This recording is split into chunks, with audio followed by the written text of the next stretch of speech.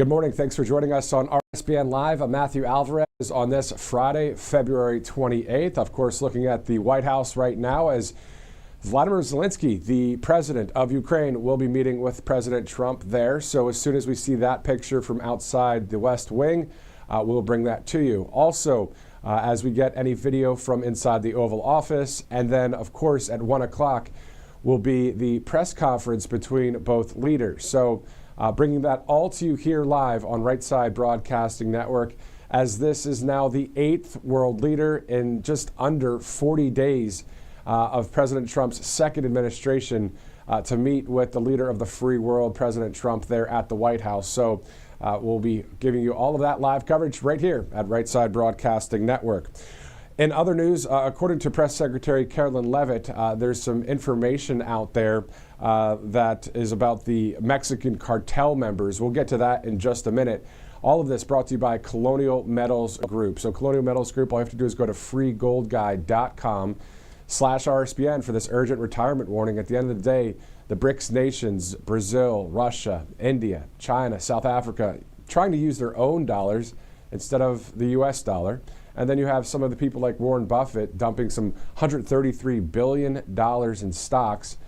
So while the navigation of the financial markets is interesting sometimes, we're obviously waiting for Maganomics to continue to grow here in this country, as President Trump is now 39 days into his second presidency.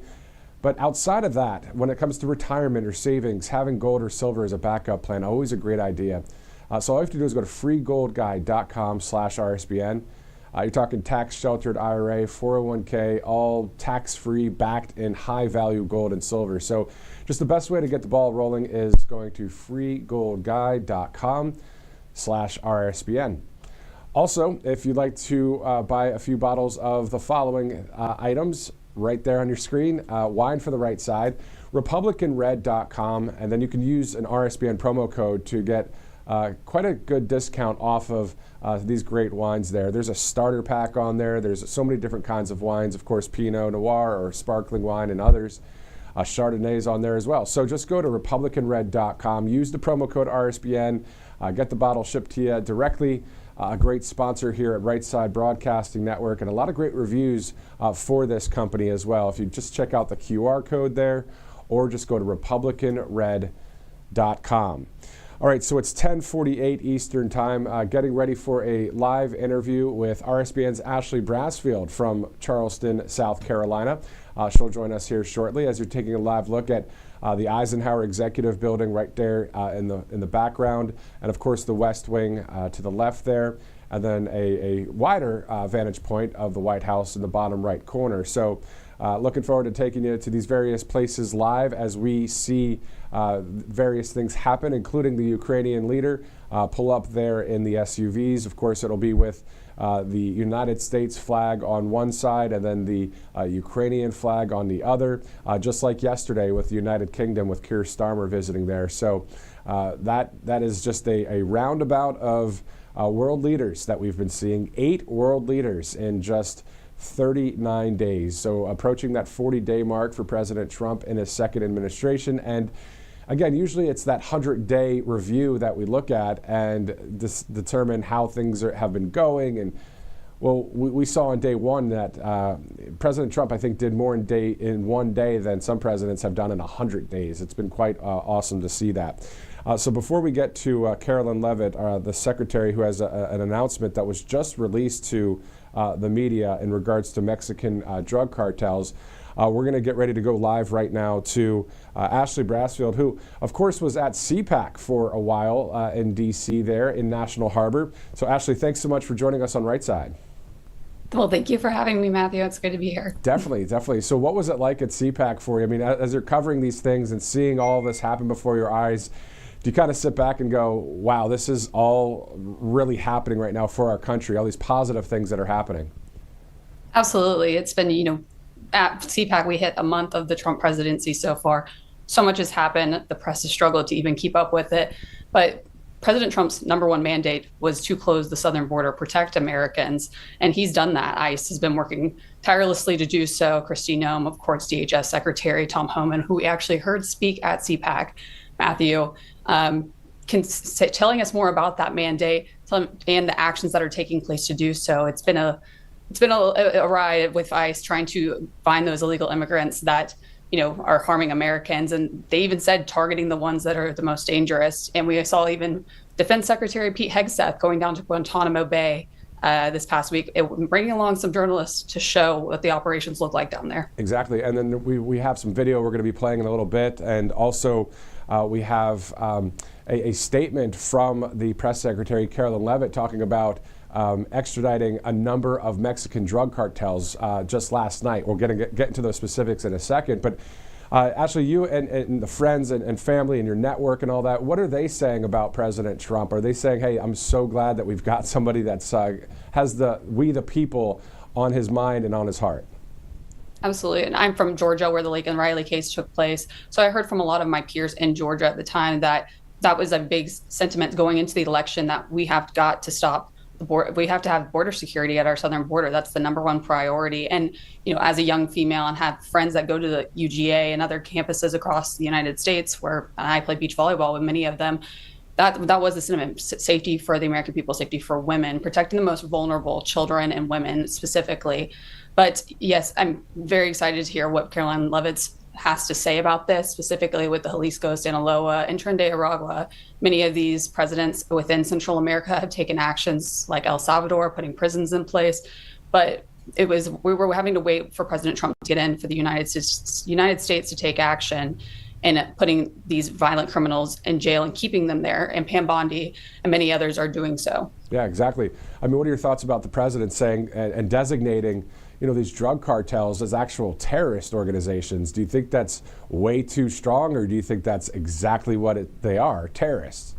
That's exactly what they are, Matthew. And they funneled fentanyl through our borders for many years, killing hundreds of thousands of Americans. If you are an American and you don't know somebody close to you that has died from drug overdoses or has encountered violent crime across the United States within the last 4 years, you're one of few. And this has gone on even past President Biden's administration, and it's got to stop. The terrorist organization designation is just a step up, and it's promises made, promises kept for President Trump. He even selected many of special operations, possibly, he talked about this, going down into Mexico to battle with many of these criminal cartels and now terrorist organizations. Exactly. Director, if you could stand by, Ashley. Director, do we have the video of the southern border? It's about 3 minutes long. This happened just the other day in California, and why don't we do this? If we can go to that video in full with the audio as well, and just play that down as we see our military on the southern border, and then on the other side of that video, Ashley, we can go back to her. So does that work, Director?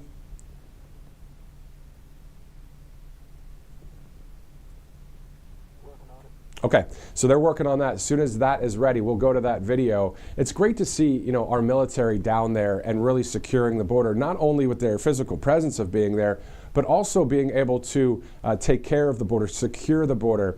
Outside of that, of course, today, the Ukrainian leader there with President Trump, this is his 8th visitor from a foreign nation. Just in general, what are your thoughts about what we're seeing right now in our country?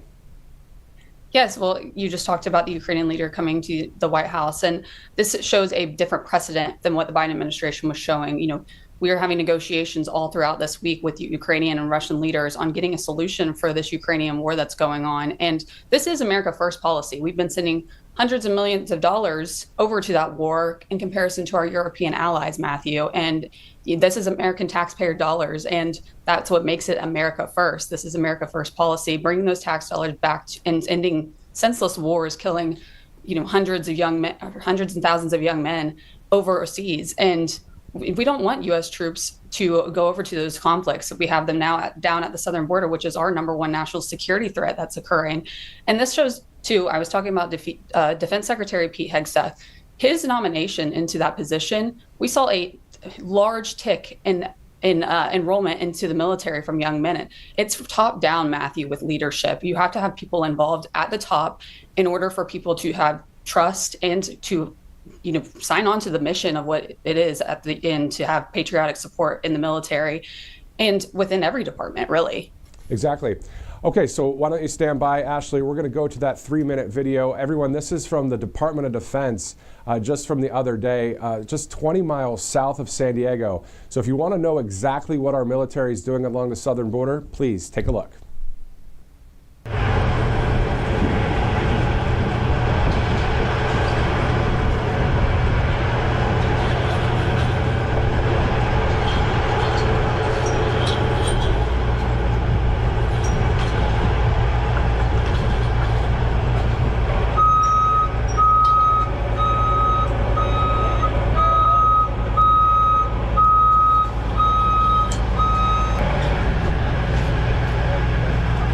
3, 2, 1.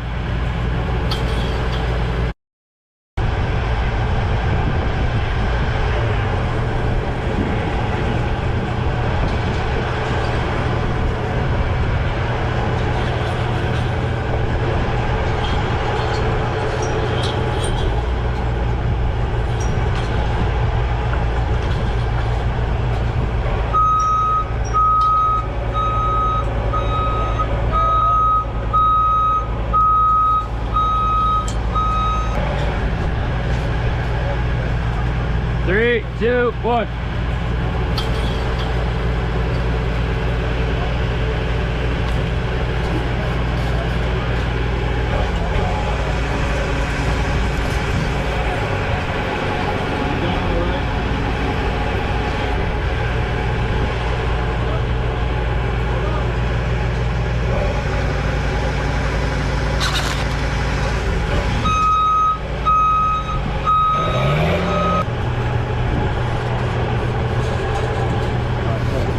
See the gun?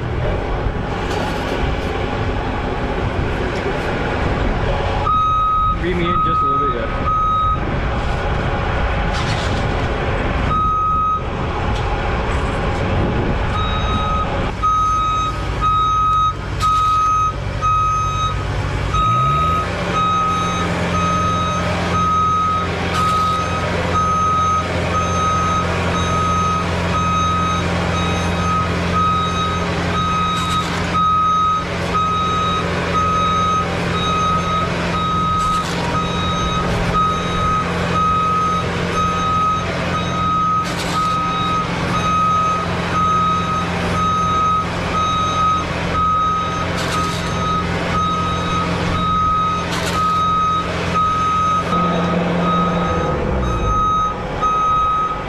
You didn't do that back one.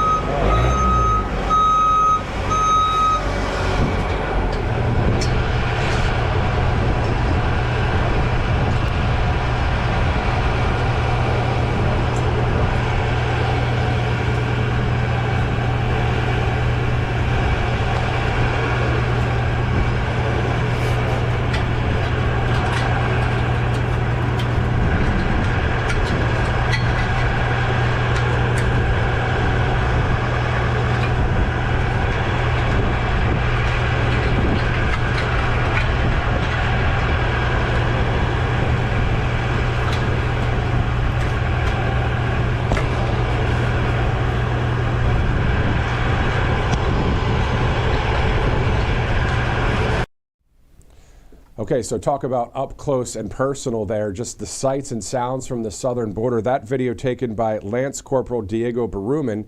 So that was the U.S. Marines with the 1st Combat Engineer Battalion and the 1st Marine Division mounting concertina wire along the southern border wall near San Ysidro. So that's about 20 miles south of San Diego. So, you know, we see President Trump sign that executive order that this a national emergency along the southern border. So we see the amount of illegal aliens are, the numbers are dropping dramatically. But the problem is that somehow fentanyl is still getting across.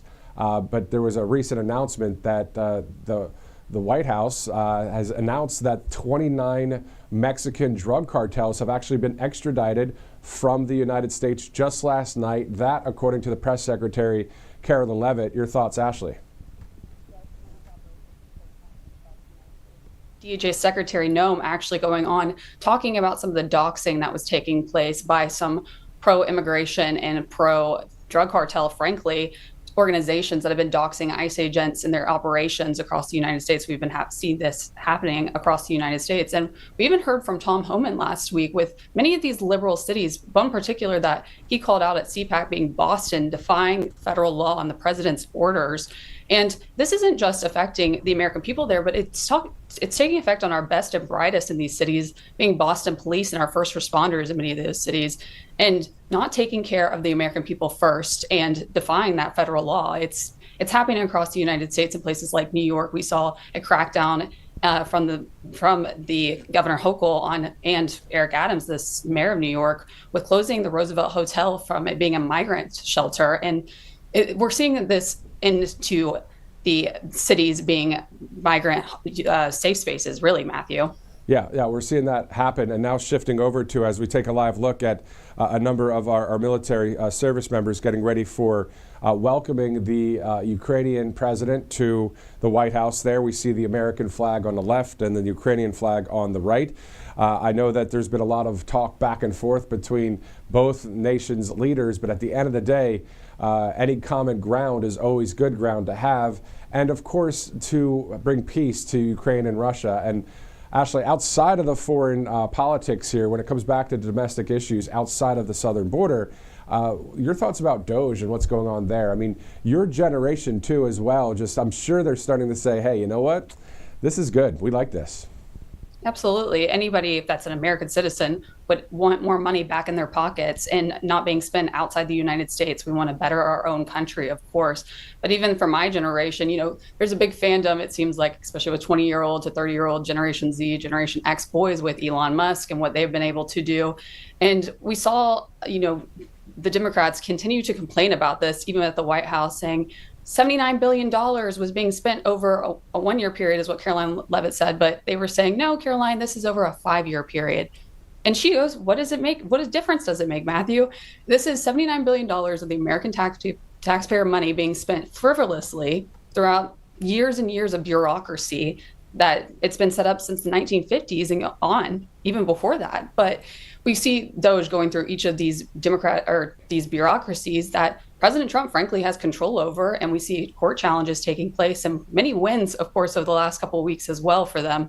But we also saw a cabinet meeting the other day when he was able to speak up and clarify this is the most transparent administration in history. This is all a part of that transparency, in my opinion. Exactly. We're seeing that in every level of the executive branch and all of the cabinet positions as we're moving forward. So Ashley Brassfield, live from Charleston, South Carolina. Thank you again for joining us. We'll see you again soon.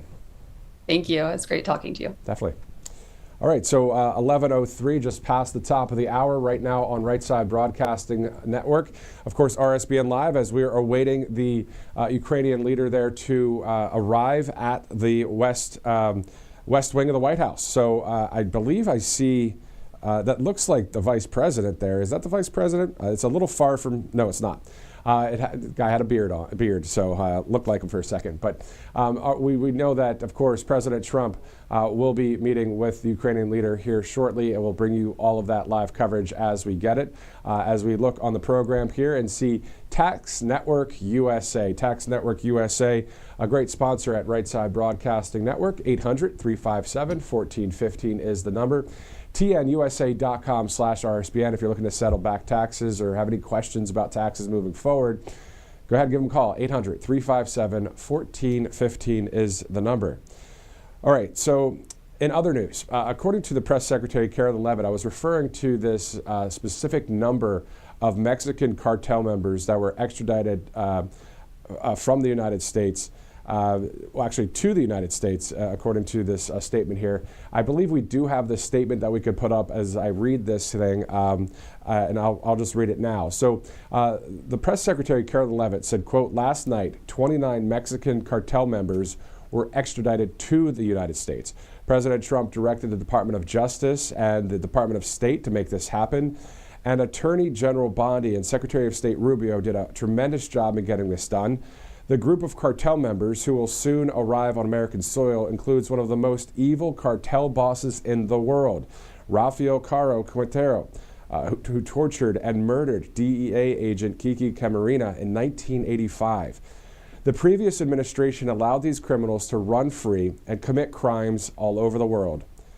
The Trump administration is declaring these thugs as terrorists because that is what they are, and demanding justice for the American people. That comment from the White House press secretary, literally within the past 20 minutes, sent to various press outlets. And you know, it's interesting. I wonder how many on the mainstream media would read something like that. Maybe it's breaking news all over the place now, but regardless, when we see something that is from the White House, we'll share it with you here. And of course, the live pictures that we have at the network. It was great to hear from RSBN's Ashley Brassfield as she and Christina Loren and of course Robert McNeely live at CPAC for those 3 days of coverage. Robert will be joining me here in studio in just a little bit as we get ready to bring you more live coverage from today's White House visit.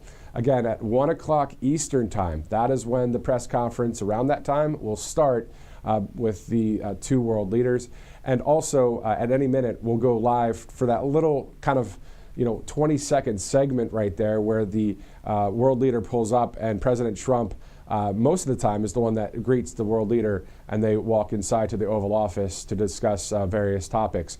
So as we do various and we thank various sponsors here at the network, anytime we're maybe on a commercial or during a sponsor, if there are moments where we see President Trump from the control room, those video feeds, we will cut directly to that, and then we can continue on with our great sponsorship. But the partners here at this network, without them and without their great products, it would be very difficult to do all the things that you see on your screen right there, bringing all this live coverage. And also for you, the viewer, as well, if you'd like to donate to the network. We could talk about that in just a minute, but let's go to one of those sponsors, mybrightcore.com/RSBN. Kimchi One, great product. You see it right there on the right side of your screen. It is a probiotic. It is great for making America healthy again. It's that next step, whether it's diet, exercise, and then on top of that, whether it's vitamins and supplements. But this is one that you should add to the whole collection there. All you have to do is call 888-722-0936. It's for gut health, immune support, anti-aging properties. And if you buy two, you get one free. All you have to do is go to mybrightcore.com/RSBN for more. And I know Robert McNeely has some of this already. He's already taking this and starting to see a difference. And yeah, it's great to see that. So mybrightcore.com/RSBN. It's 11:08 Eastern Time, and Matthew Alvarez here live on February 28th, this Friday. This is the 39th day, 1 day prior, or 1 day short of the 40-day mark for President Trump there in the White House. Coming up as well, we'll have the retired Army Major Gerald Malloy join us live to talk a little bit more about all of the foreign leaders that have been showing up, specifically today, Zelenskyy from Ukraine, and hearing his thoughts from a military standpoint on the peace through strength that we're seeing with our country, and also the fact that President Trump wants to have the strongest military that we've ever seen, but hopefully not to ever have to use it. And that, according to words from President Trump as well, that peace through strength through our military. And speaking of our military, I believe we have a soundbite from Sean Parnell, who is the chief spokesperson for the Pentagon for the Department of Defense. So, Director, once that's ready, please let me know as we can go to that soundbite from earlier today. He was talking about the numerous things that have gotten done just in the past week there at the Pentagon in Washington at the Department of Defense. So once that's ready, we'll go to that as well. Also, one other story we're following here, of course, phase 1 of the Epstein files have been released. The question is, will all of the files be released and when? Well, according to a letter to FBI Director Kash Patel from the AG Pam Bondi at the DOJ, she said, quote, by 8 a.m. from this morning, so it said by 8 a.m. tomorrow, February 28th, the FBI will deliver the full and complete Epstein files to my office, including all records, documents, audio and video recordings and materials related to Jeffrey Epstein and his clients.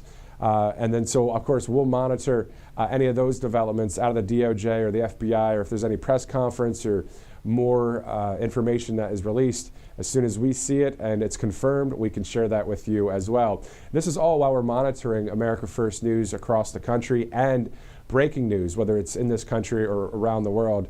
as we look at the time now, 11:10 a.m. Eastern. Before we go to the retired Army Major Gerald Malloy out of Vermont, let's go to the DoD chief spokesperson at the Pentagon, Sean Parnell, who posted this on the X page, the DoD Rapid Response page, earlier today. Sean Parnell here. Welcome to our new weekly situation report, or as we say in the military, sit rep. The purpose of this is to be the most transparent DoD in American history for our warfighters and the American people. It was an action-packed America First week at the Department of Defense. The President nominated Lieutenant General Dan Raisin Kane as the next chairman of the Joint Chiefs of Staff. The Senate confirmed Army veteran and accomplished attorney Dan Driscoll as the Secretary of the Army. Super psyched about that, and we are very much looking forward to having them both on the team here at the Pentagon. Secretary Hegseth visited Naval Station Guantanamo Bay, Cuba, where he served as a second lieutenant in 2004. He visited our warfighters and inspected the detention facilities where criminal illegal aliens are being held as they await swift deportation.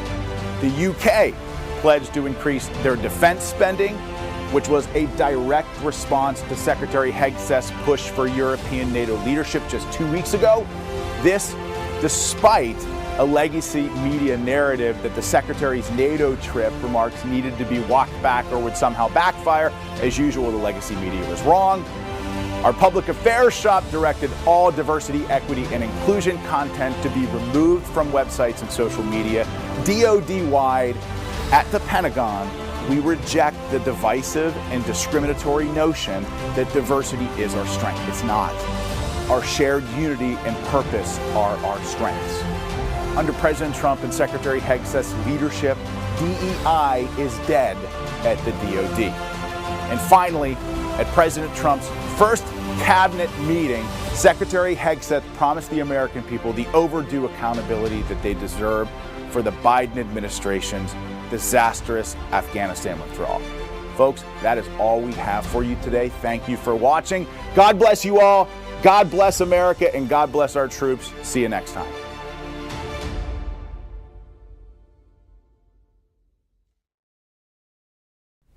Okay, that's sent to us by our great COO, Grace Soldania, here at the network from earlier today. That was Sean Parnell, the Pentagon chief spokesperson there. If you remember, he actually was in Pittsburgh for a while doing a lot of great speeches at various rallies, has a military background, now the chief spokesman there at the Pentagon.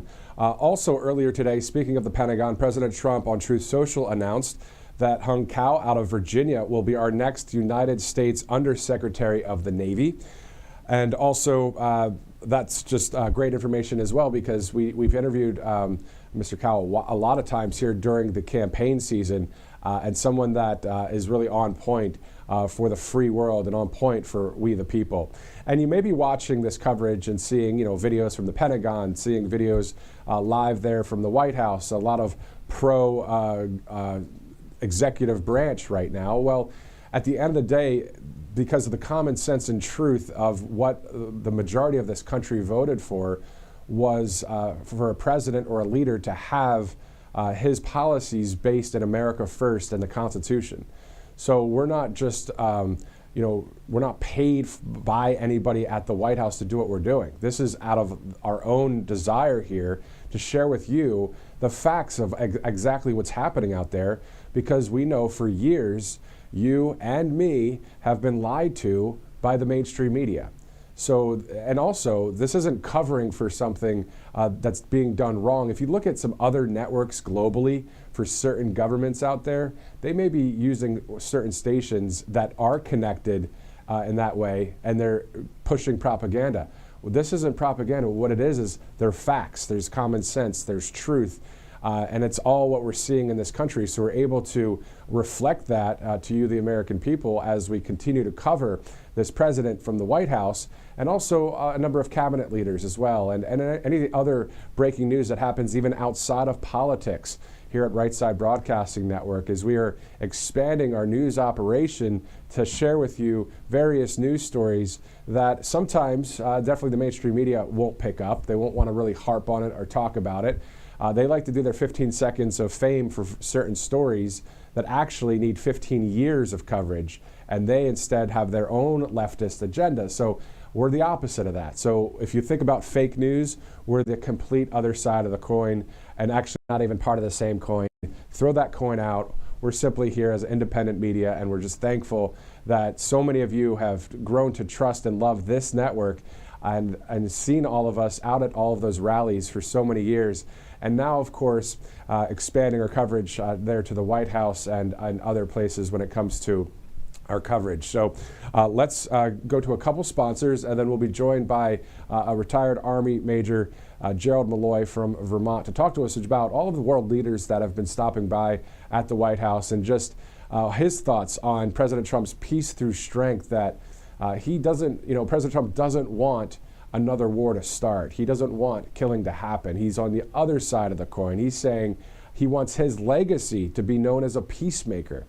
So we're seeing that happen, and we're seeing how today will go when it comes to the Ukrainian leader there, and what the president and the president of Ukraine will talk about. So we'll have all of that live coverage here for you shortly. Again, Robert McNeely, our other RSBN host, he'll be here on the desk as well as we continue our coverage into the day on this Friday, February 28th.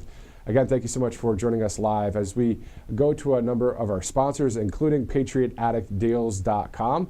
PatriotAddictDeals.com. There's a Trump combat knife that's showcased right there. So all you have to do is go to the QR code or go to PatriotAddictDeals.com, and you'll see a number of products there, a lot of MAGA stuff. So it's always good to have some MAGA gear. Also, that combat knife is 30% off. All you have to do is use the RSBN 30 code. You get 30% off of that. Also, you can use an RSBN code on angelpaste.com as well for a percentage off of that product right there. So out of Spring, Texas, military veterans are owned and operated there, and hiring a number of military veterans. Great to see that, and great to see a wonderful product on our network. All you have to do is go to angelpaste.com, use the RSBN promo code, and you'll get a nice discount on that product. And there's other products on there as well. So all you have to do is go to angelpaste.com and then go ahead and use that RSBN promo code. All right, so it's 11:18 Eastern Time. Let's get ready to go live to Vermont. Nice, beautiful Vermont, where the maple syrup flows, and it's very good stuff there as well.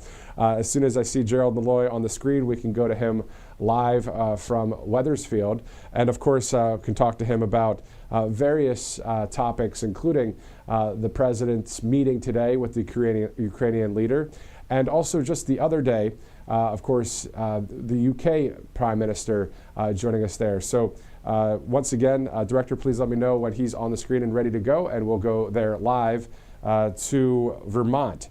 As it's 11:18 Eastern Time right here on RSBN Live, I'm Matthew Alvarez. Thanks again for tuning in. We will have wall-to-wall coverage of all of our President of Ukraine, the leader there, here on Right Side Broadcasting Network. And Director, do we have Gerald Malloy?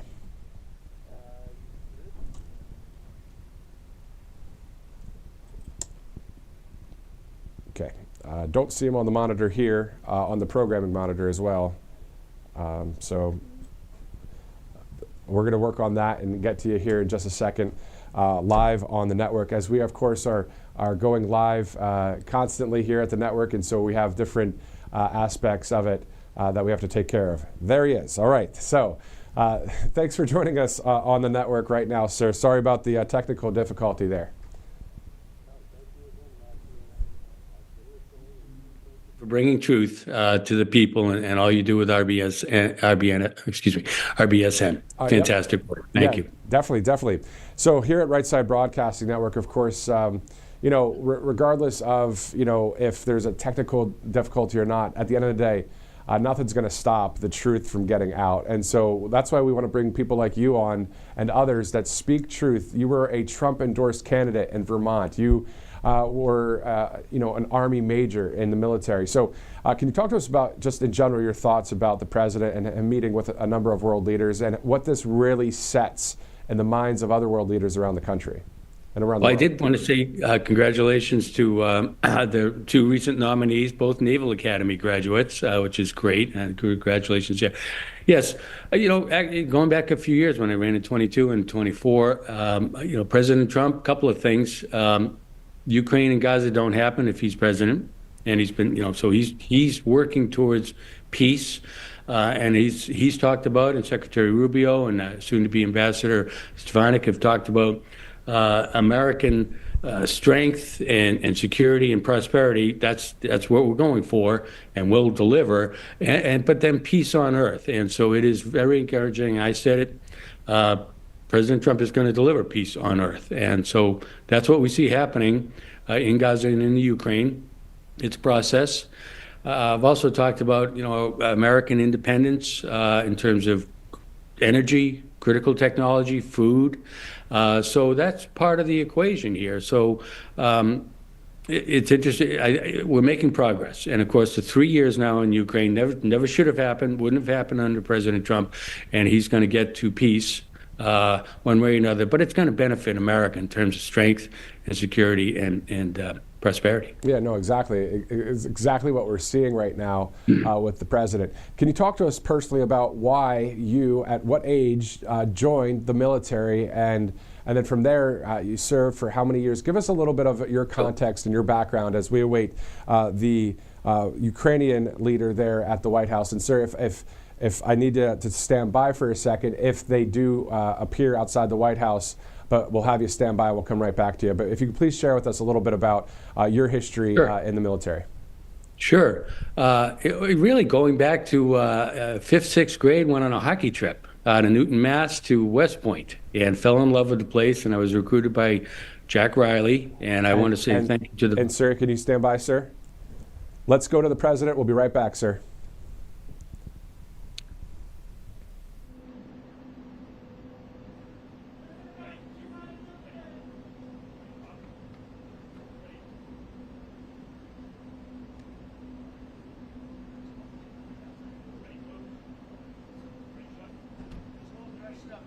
President Trump, what's your message to Vladimir Putin, sir? President Trump, do you have a message for Vladimir Putin as you meet with President Zelenskyy today?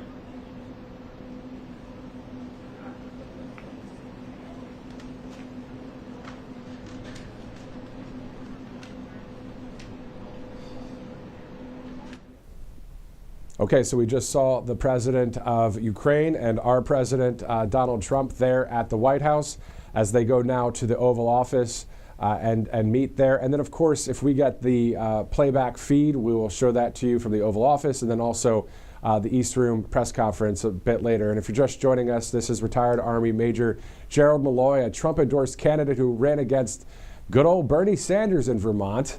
Man, it would have been good for you to win that one. But I mean, I know what you're up against there. But can you talk to us about just the people of Vermont as well? I mean, there had to be a lot of Trump signs there too, isn't there? Well, I want to tell you, I'm very grateful, and I hope Vice President Vance and his family are visiting Vermont this weekend. And I just, part of the Vermont GOP, sent him a note that the spirit of liberty is alive and well in Vermont. And there are people that still believe in that. And we support him and President Trump 100%. So, yeah, it was challenging. And I talked about it last time I was on, Matthew. I think it's unfortunate Vermonters, frankly, Bernie Sanders has not delivered for 40 years. It's been all talk. It's time for change, the whole kind of that. President has a mandate, and he's leading America to be great again. Vermont doesn't have representation, effective representation in Washington right now. I think that's unfortunate. But it asked about a little bit about my career. It goes back to being a hockey player, going to West Point as a young boy, falling in love with the place. I was recruited by Jack Riley, and I want to say thank you to Rob Riley. I think Robert Morris, so they play in the same league now. But ending 75 years of the Riley legacy for the Army Hockey Brotherhood, and it is a brotherhood. So from West Point, 22 years active duty, Europe, Asia, Persian Gulf, Middle East. One of the things I look at now, I spent 3 years, defending the Fulda Gap from the Soviet Union and the Warsaw Pact. I'm very familiar, and then what was seen through Putin is kind of a follow-on to that. And so I'm very encouraged by, as I talked about, President Trump delivering peace, but again, peace through strength, and peace that benefits the United States in terms of strength and security and prosperity.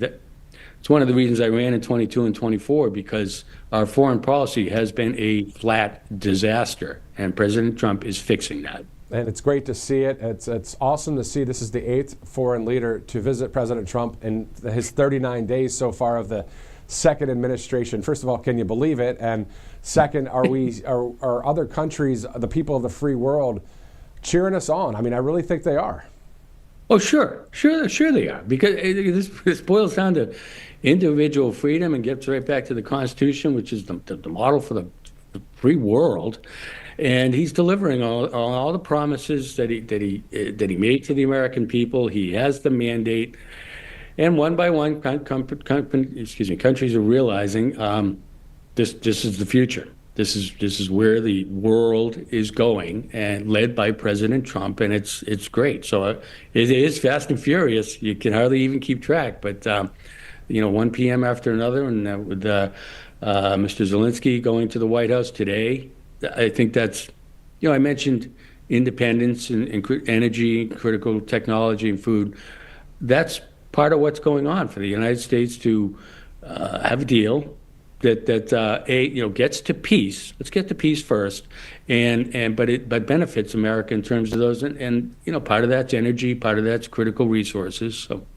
Exactly.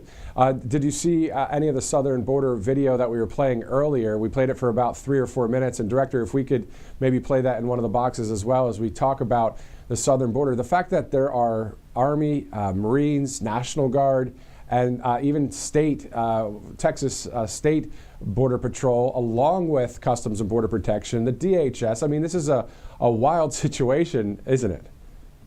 Sure. I did not see that, but because I worked with DHS for 5 years, and this was 17, 18 years ago. Our border was out of control, drugs and crime pouring in. It's one of the confrontational things I had with Senator Sanders in the 3 debates. Why? Fentanyl is ruining Vermont. Crime is ruining Vermont of all places. So I applaud Secretary Hegseth and the administration for securing our borders. I traveled all over Vermont. I saw with my own 2 eyes the fentanyl crisis, and it is a crisis. And it right down, as a parent. Young people, it's horrible. And our previous administration let that happen. Trump is changing that. Exactly. So we're seeing video there of the southern border, but also we're hearing that from the northern border, even in the Vermont sector of the Customs and Border Protection. I remember seeing one of the leadership members on X talking about the amount of people that actually are crossing the northern border as well. And then we see with the executive order that President Trump said that there are Mexican drug cartels operating in Canada as well. So your thoughts about that? What is that like there on the border? Sure, and you're exactly right. A lot of people think, the southern border, the southern border, the southern border. Vermont is a, northern border state, and we need to secure both borders. And drugs and crime are streaming through, and I don't have the numbers in front of me, but not too long ago there was a report released about the massive increase in illegal folks coming across the border, into the sector that encompasses all of Vermont. So it's being fixed, and that's a good thing, because even Burlington, beautiful Burlington, Vermont, Queen City, it has a crime problem, serious, and it stems from the open southern border, northern border, excuse me. So have you, and at the end of the day, any state's a border state with what we've seen, but now what we're seeing is the drop of the amount of illegal aliens that are crossing. I mean, there were 229 in a 24-hour period, according to the border czar Tom Homan. Compare that to about 11,000 per day crossing the border, the southern border, southwest part of it. So we're seeing the numbers drop. The fentanyl situation, that still is getting worked on. Have you ever traveled to the northern part of Vermont? Have you ever been along the border outside of just possibly driving across the border crossing there? Yes, I have. I've been up to Derby Line. Interesting, it has a library that it literally go in the library. You can go into Canada and back on the line. So, yes, I've been into the border in Vermont many times. And I applaud what Secretary Homan is doing now, and Noam also at DHS, and the whole team is making great progress to secure our borders. And finally, I will tell you, it also ties into how we deal with Mexico and China in terms of tariffs and things, and to stop the flow of fentanyl that is coming from China through America, northern border and southern border. No, it's exactly right. And people say that, and I've heard that for the past couple years, that there are ingredients of the fentanyl drug that are coming from China. And then now that I see reports directly from the White House in regards to this, it is true that there's actual ingredients that are in fentanyl that are being shipped from China over through our systems here. And I know that our country, unfortunately, there's some people that are purchasing a lot of these drugs out there. And the thing is if you unfortunately try a drug, you shouldn't be doing drugs anyway. But the point is, if somebody does do something, it could be laced with that fentanyl, and they lose their life that quickly. So, so we're seeing, again, the northern and southern border getting sealed up. Great to see that. Last question for you. All right, so we know this is the 8th foreign leader on the way to the White House today. President Trump's peace through strength, situation there, I think is really something that this country has not ever seen before. The American media definitely hasn't seen such a strong leader. And so it's a strong leader doing the right things on the right side of history, not a strong leader on the left side doing terrible things, right? I believe someone could have that strength and do something wrong, AKA who out there in Nazi Germany back in the day. He was doing things wrong. He was so-called strong talking, but he was terrible. But on the other side of the aisle, we have a strong leader who's doing great things for our country. And so the mainstream media gets this all mixed up, and they say, well, he's strong and he's talking with certainty and confident. He must be this guy. Your thoughts about all of that? I mean, it's very real talk right now here on Right Side. It's about leadership. He's brought leadership back into the United States of America. And, I talked last time I was on it. I'm literally proud to be an American right now, because we're going in the right direction with American values. I've talked to President Trump. He's a fair, reasonable, extremely intelligent person, and he wants right for America. And that will benefit the entire world. We've been going in a very bad direction, in particular our last 4 years under the Biden-Harris administration. He's fast and furious, correcting all those bad ideas that lack common sense, that aren't in tune with the mandate that he received from the American people. So, you talk peace through strength, I liken it back to President Reagan, and that's what I served under in the military, and that's why 3 years my time in Germany and other actions in Persian Gulf and Middle East, serving there, that policy worked. We've got so far away from that. That's why Gaza happened. That's why Ukraine happened, and he's making the world a safer place, and also looking out for American interests. It's been too long where the UN, with NATO even a little bit, that we've gotten away from that. So he's got American interests in mind, and he's delivering. Exactly. President Trump, the George Washington of our time. Do you agree? I do agree. All right. Awesome. Great to see you, sir. Retired Army Major Gerald Malloy out of Vermont. Tell the family hello, and have a great day. Thank you. You too. Thank you. God bless America. Thank you, Matthew. Thank you, sir.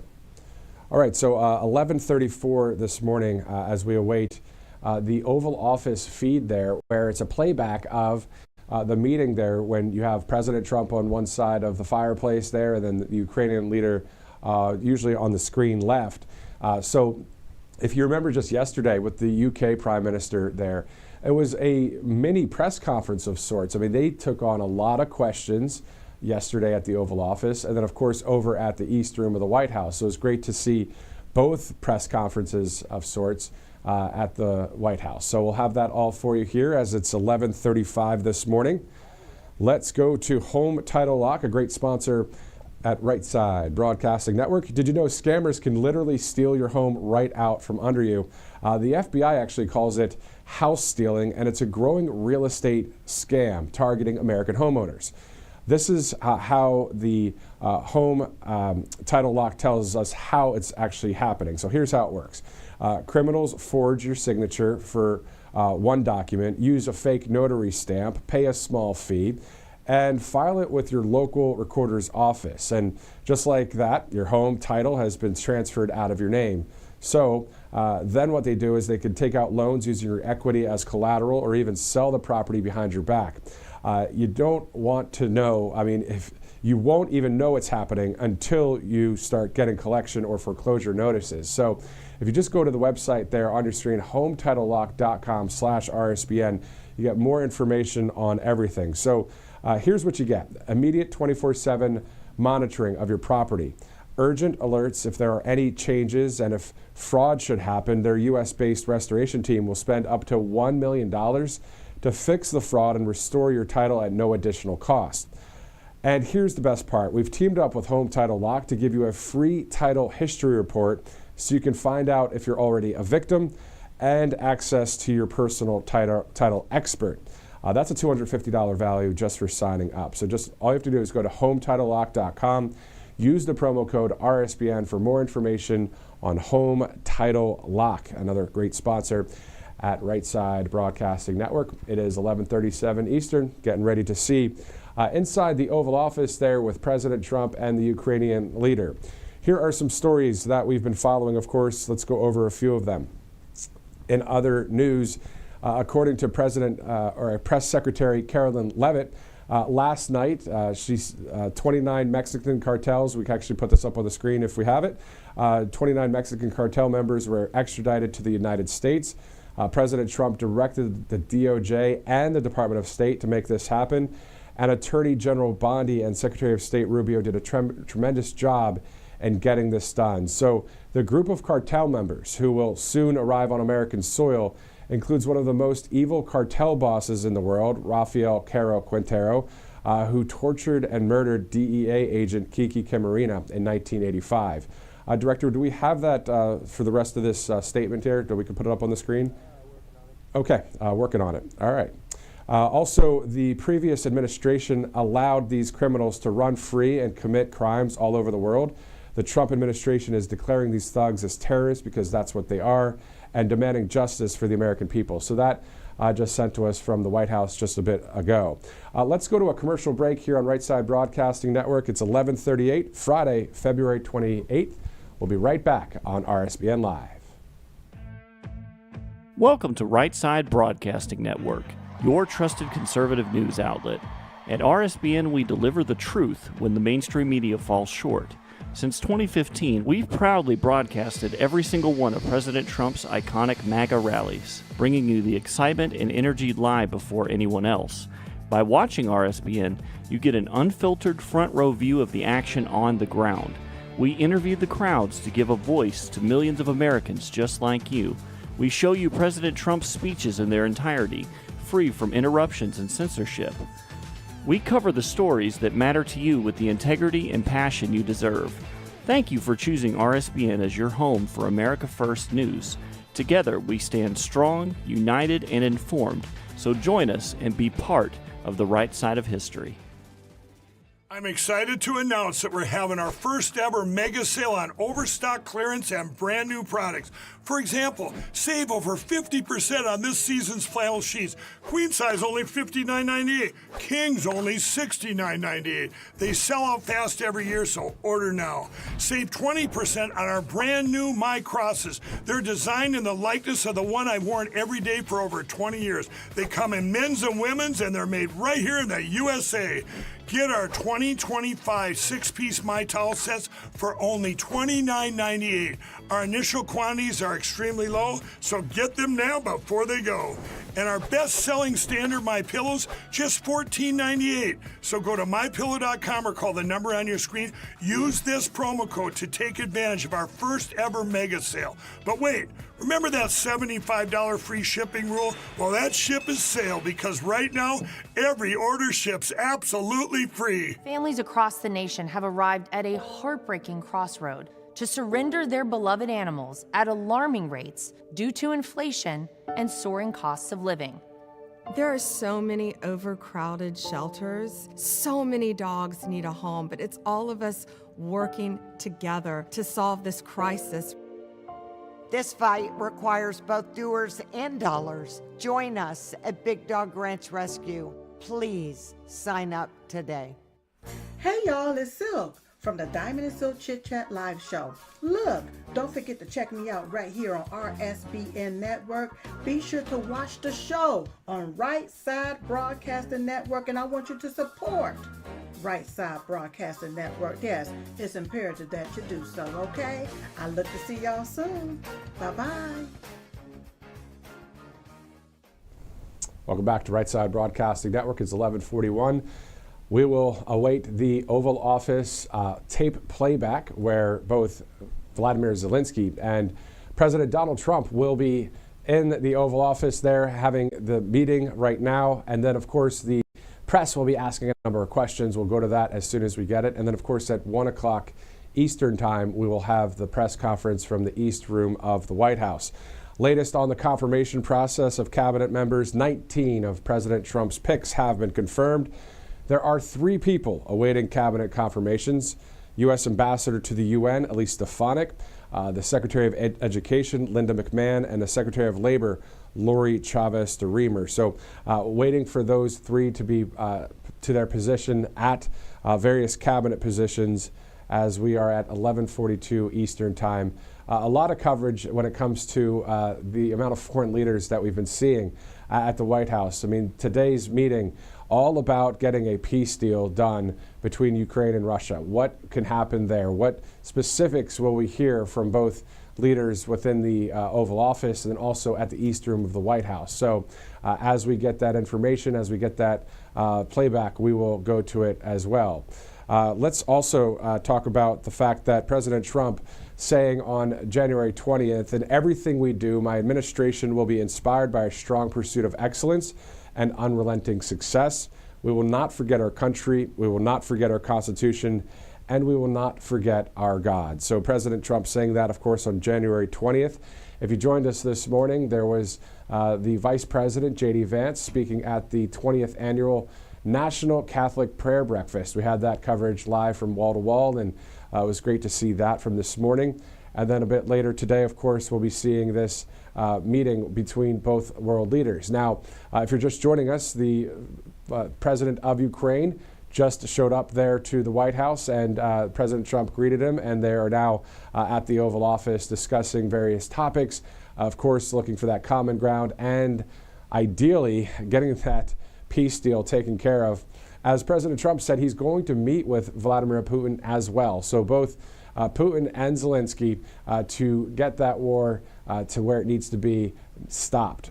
100% peace, and then, of course, peace through strength that President Trump has been working with. And, you know, he's had that through both this administration, even just in this 39 days, to the first administration. We saw those 4 years of peace through strength. No new wars started. If you remember all of those great things that happened for our country because of President Donald Trump. So I'm looking forward to seeing more of the cause and effect out there throughout our country, not only in foreign policy, but in the domestic policy situations, America First policies that we're seeing all around the country. And if you joined us yesterday, you heard about Doge. I mean, every day there's just another amount of information there showing the millions of dollars, in tens of millions, upwards of 70 to 30 million all over the place, 100 million being spent on other countries. And specifically, it's not like it's actually going to feeding or giving water to areas. I mean, it has nothing to do with that. It had everything to do with teaching more about radical leftist ideas, and that we were spending our money on doing that. Well, Doge has canceled and put a stop on all of those various situations that are going on. So that is happening day in and day out. I actually wouldn't mind checking out Doge right now to see if there's anything new that Doge is doing for today. So I'll go to that right now, then we'll go to one of our sponsors as well. So Doge.gov, since this post, US GSA took immediate action to reduce IT spending by deleting 114,000 unused software licenses. You're talking all this extra fraud, abuse, and waste there. And then, of course, numbers that we're seeing left and right. So all you have to do is go to Doge.gov, so Doge.gov, for the latest on what the Department of Government Efficiency is up to. Let's also go to another sponsor here at Right Side Broadcasting Network, Coat Defense. If you have a dog that is ever stinky or itchy, you're going to want to hear from our new sponsor, Coat Defense. They started out as a human skincare company, but became deeply troubled by all the toxic medications and topical treatments commonly used on dogs, and now spend most of their time helping people with their dogs and horses. So they created a non-toxic, quickly effective solution to common skin and coat issues that not only remedy issues, but will prevent these troubles from returning, allowing your dog to live a longer, happier, and healthier life. So you're seeing CoatDefense.com, 15% off your first order. Go ahead and use that RSBN promo code for yet another brand new sponsor here at Right Side Broadcasting Network. It's 11:46 a.m. Eastern Time. We'll go to some other possible live interviews as we continue to gather our various live feeds around the country, but also right there at the White House, awaiting the feed from the Oval Office. We'll have that playback for you at any minute. So once we get that, we'll go to it. So also, an update on the Epstein files. Again, that phase 1 has been released, but a letter to the FBI Director Kash Patel from Pam Bondi at the DOJ. She said, quote, by 8 a.m. this morning, so this was from last night, February 28th, the FBI will deliver the full and complete Epstein files to my office, including all records, documents, audio and video recordings, and materials related to Jeffrey Epstein and his clients. We'll monitor the latest developments, of course, as we get them. Also, earlier today, President Trump on Truth Social announced that Hung Cao out of Virginia will be our next United States Undersecretary of the Navy. It would be great, actually, to see if we could go to one of our interviews with the Virginia former Senate candidate who was Trump endorsed, but still someone that is really on point for our country. So, crew, if we could see if the Hung Cao interview, the latest one we did from the campaign season, maybe we could play some of that as we await the president and the president of Ukraine there at the Oval Office. Maybe we could throw to that interview in just a bit. Again, latest on the confirmation process of cabinet members. 19 of President Trump's picks have been confirmed. There are 3 people awaiting cabinet confirmations. Elise Stefanik, Linda McMahon, and Lori Chavez DeReamer. We'll go over some of the various promises that we've been seeing by the president. Of course, that was a signature of his first administration, and now we're seeing it in the second administration. I mean, some of the picks there, the Secretary of Commerce, Howard Lutnick, so on point when it comes to the economy, when it comes to tariff and trade. So President Trump knowing specifically which cabinet member will do perfect in those various positions. We saw that cabinet meeting just the other day with that great opening prayer from Scott Turner of HUD. So that was awesome to see that. All right, so let's do this. We'll go to one more commercial break. We're going to line up some interviews for you. We'll be right back here on Right Side Broadcasting Network. Welcome to Right Side Broadcasting Network, your trusted conservative news outlet. At RSBN, we deliver the truth when the mainstream media falls short. Since 2015, we've proudly broadcasted every single one of President Trump's iconic MAGA rallies, bringing you the excitement and energy live before anyone else. By watching RSBN, you get an unfiltered front row view of the action on the ground. We interview the crowds to give a voice to millions of Americans just like you. We show you President Trump's speeches in their entirety, free from interruptions and censorship. We cover the stories that matter to you with the integrity and passion you deserve. Thank you for choosing RSBN as your home for America First News. Together, we stand strong, united, and informed, so join us and be part of the right side of history. I'm excited to announce that we're having our first ever mega sale on overstock clearance and brand new products. For example, save over 50% on this season's flannel sheets. Queen size only $59.98. Kings only $69.98. They sell out fast every year, so order now. Save 20% on our brand new My Crosses. They're designed in the likeness of the one I've worn every day for over 20 years. They come in men's and women's, and they're made right here in the USA. Get our 2025 6-piece My Towel sets for only $29.98. Our initial quantities are extremely low, so get them now before they go. And our best-selling standard My Pillows, just $14.98. So go to mypillow.com or call the number on your screen. Use this promo code to take advantage of our first ever mega sale. But wait, remember that $75 free shipping rule? Well, that ship is sailed because right now, every order ships absolutely free. Families across the nation have arrived at a heartbreaking crossroad to surrender their beloved animals at alarming rates due to inflation and soaring costs of living. There are so many overcrowded shelters. So many dogs need a home, but it's all of us working together to solve this crisis. This fight requires both doers and dollars. Join us at Big Dog Ranch Rescue. Please sign up today. Hey y'all, it's Silk from the Diamond and Silk Chit Chat live show. Look, don't forget to check me out right here on RSBN Network. Be sure to watch the show on Right Side Broadcasting Network, and I want you to support Right Side Broadcasting Network. Yes, it's imperative that you do so, okay? I look to see y'all soon. Bye-bye. Welcome back to RSBN Live. Matthew Alvarez, live looking at the White House there, of course.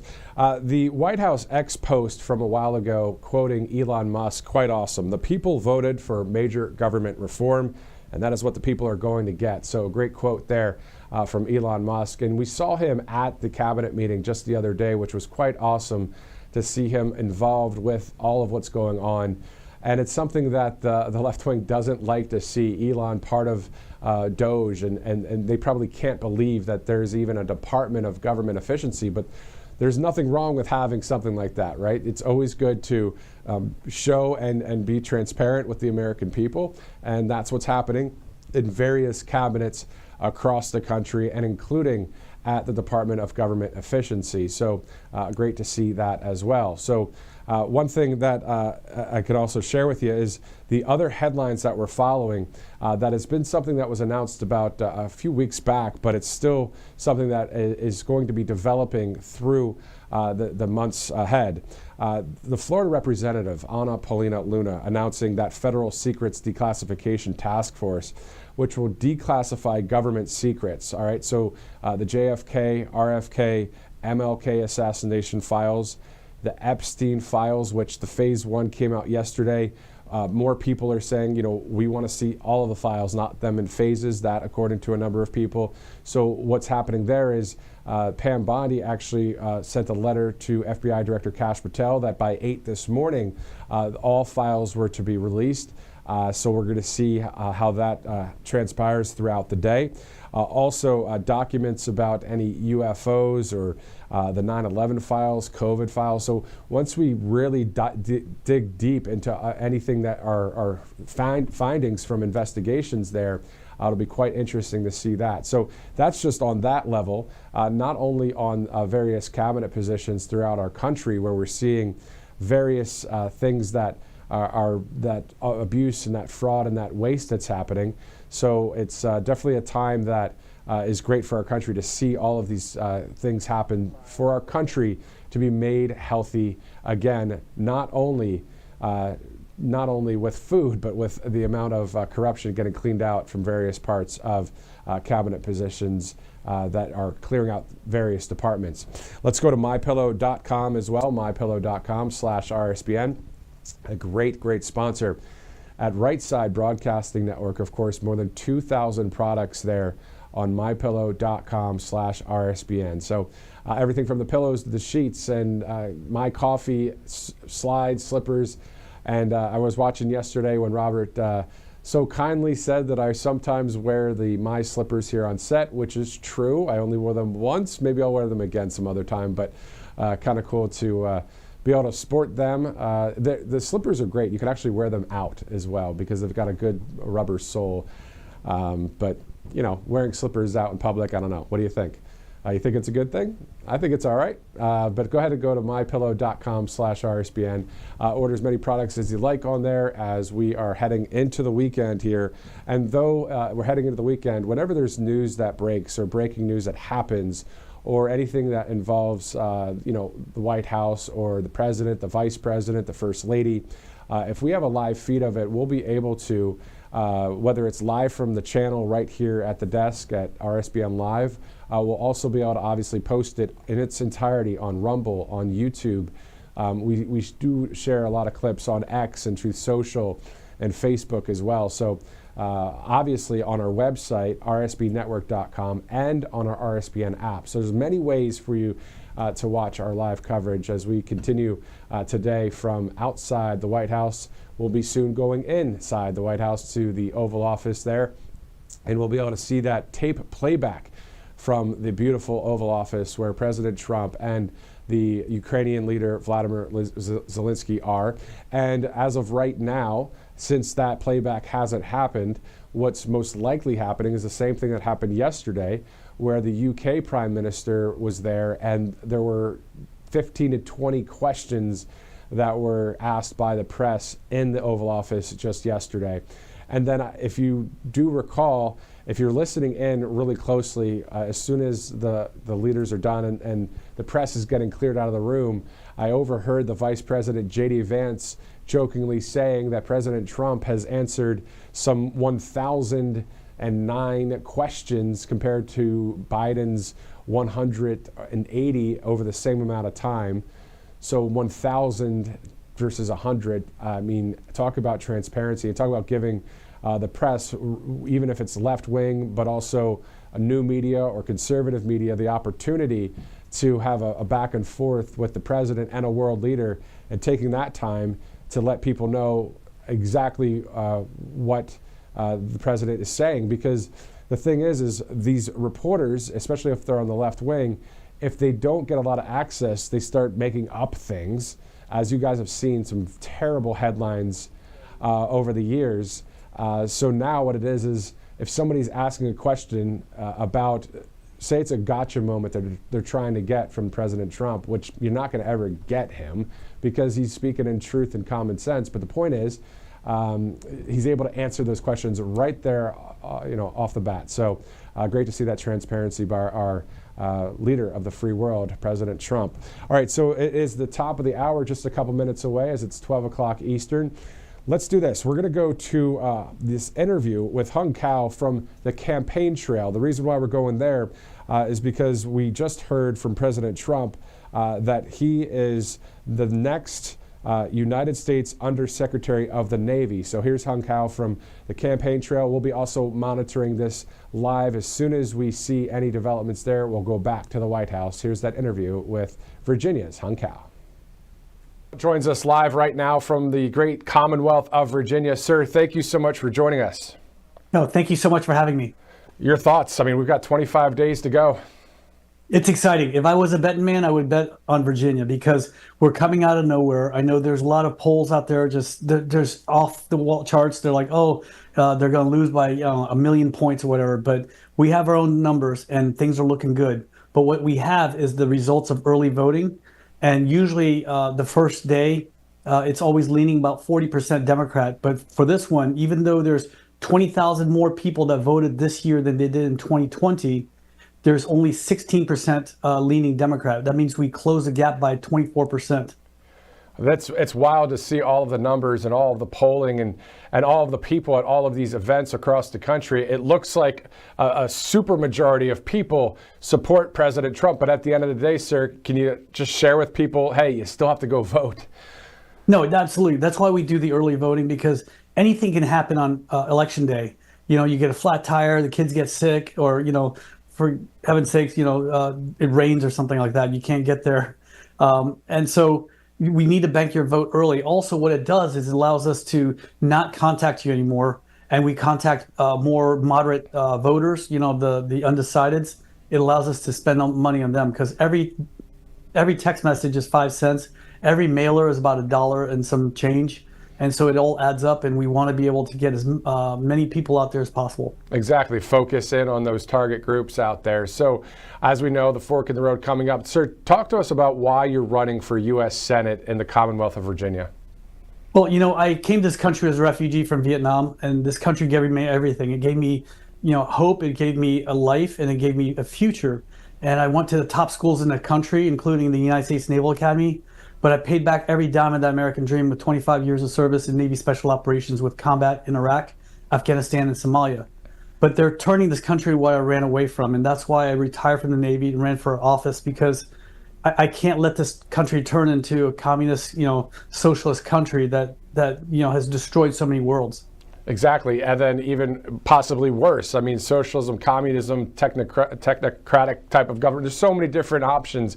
What we want, as you know, is common sense and truth. Can you talk to us about that a little bit? No, absolutely. I mean, you see what Kamala Harris is trying to do. She's, in fact, her running mate, Tim Walz, right? He's got a snitch line during COVID to snitch on your neighbors. Then in Michigan, they have a snitch line for kids to tell on their parents if their parents are not safeguarding guns properly. And then Kamala Harris even came out and said, well, you know, just because you own a gun, for example, doesn't mean the police can't go knock on your doors and check and see if you're using it properly. And so this is exactly what the communists do. They turn kids against parents. They take away your guns, and then they tell you what to say or what to do. I mean, right now, if you say something that goes against their narrative, then you get canceled. And we see this in Hollywood. We see this everywhere. And even in business, you get canceled out. And this is not the American way. And I'm so glad that there are conservative industries popping up all around the country to counter any of that junk cancellation process on the left. But sir, can you believe we're even talking the way we're talking here in this United States? No, this is why I'm running for office, because I'm like, I can't believe it's come to this. Like, this is not my dream. Running for office is not my dream. I left a career of honor to come to this. But honestly, we have to do it. We have to fight, because freedom isn't free, and we have to fight for it every day. And these people are going to destroy this country. And when I mean these people, I mean the leftists. You know, they're going to destroy everything that is American. Exactly. And we hope to see President Trump as the 47th Commander-in-Chief, and hope to call you the United States Senator of Virginia, Hung Kao. Sir, thank you so much for joining us. Thank you so much. And please go to hungforva.com if you need to find more about Virginia. Again, thank you so much, sir. We hope to see you again soon. Thank you, sir. Okay, so that interview from the campaign trail. Of course, Hung Kao is now the next United States Undersecretary of the Navy. So great to interview various people here at the network as we continue to move forward. Breaking news from a leading report as well. You might have heard this report. President Trump to reportedly sign an executive order making English the official language of the United States. So that'll be quite interesting to see that come to pass here, as we are at least at 80 executive orders at this point right now. We're seeing so many come out of the White House there by President Trump. These are all stemmed in or connected to the promises made, promises kept that he had on that campaign trail. So we're seeing it come to fruition. And we do also have, if you're just joining us right now, the Ukrainian leader, when he was pulling up to the White House there with the president, when the both of the leaders greeted each other. We could play that in just a second, as it's 12:04 Eastern Time, live right now on RSBN Live. Now, in about an hour, we will go to the East Room of the White House for a press conference between both world leaders. Also, we will have any feed that comes to us from the Oval Office. I believe that'll be happening at any minute, as the rapid response page from the White House showing various photos and videos from the meeting. But at the end of the day, for the broadcasts throughout the country, whether it's a local, national, or regional outlet, nobody's received the actual playback yet, but we will show that to you as soon as we get it here at Right Side Broadcasting Network. Okay, are we ready to go to that just about a minute of what happened within the past 20 minutes? We had the Ukrainian leader pull up to meet President Trump. So let's go to that real quick. If you're just joining us, here's that video.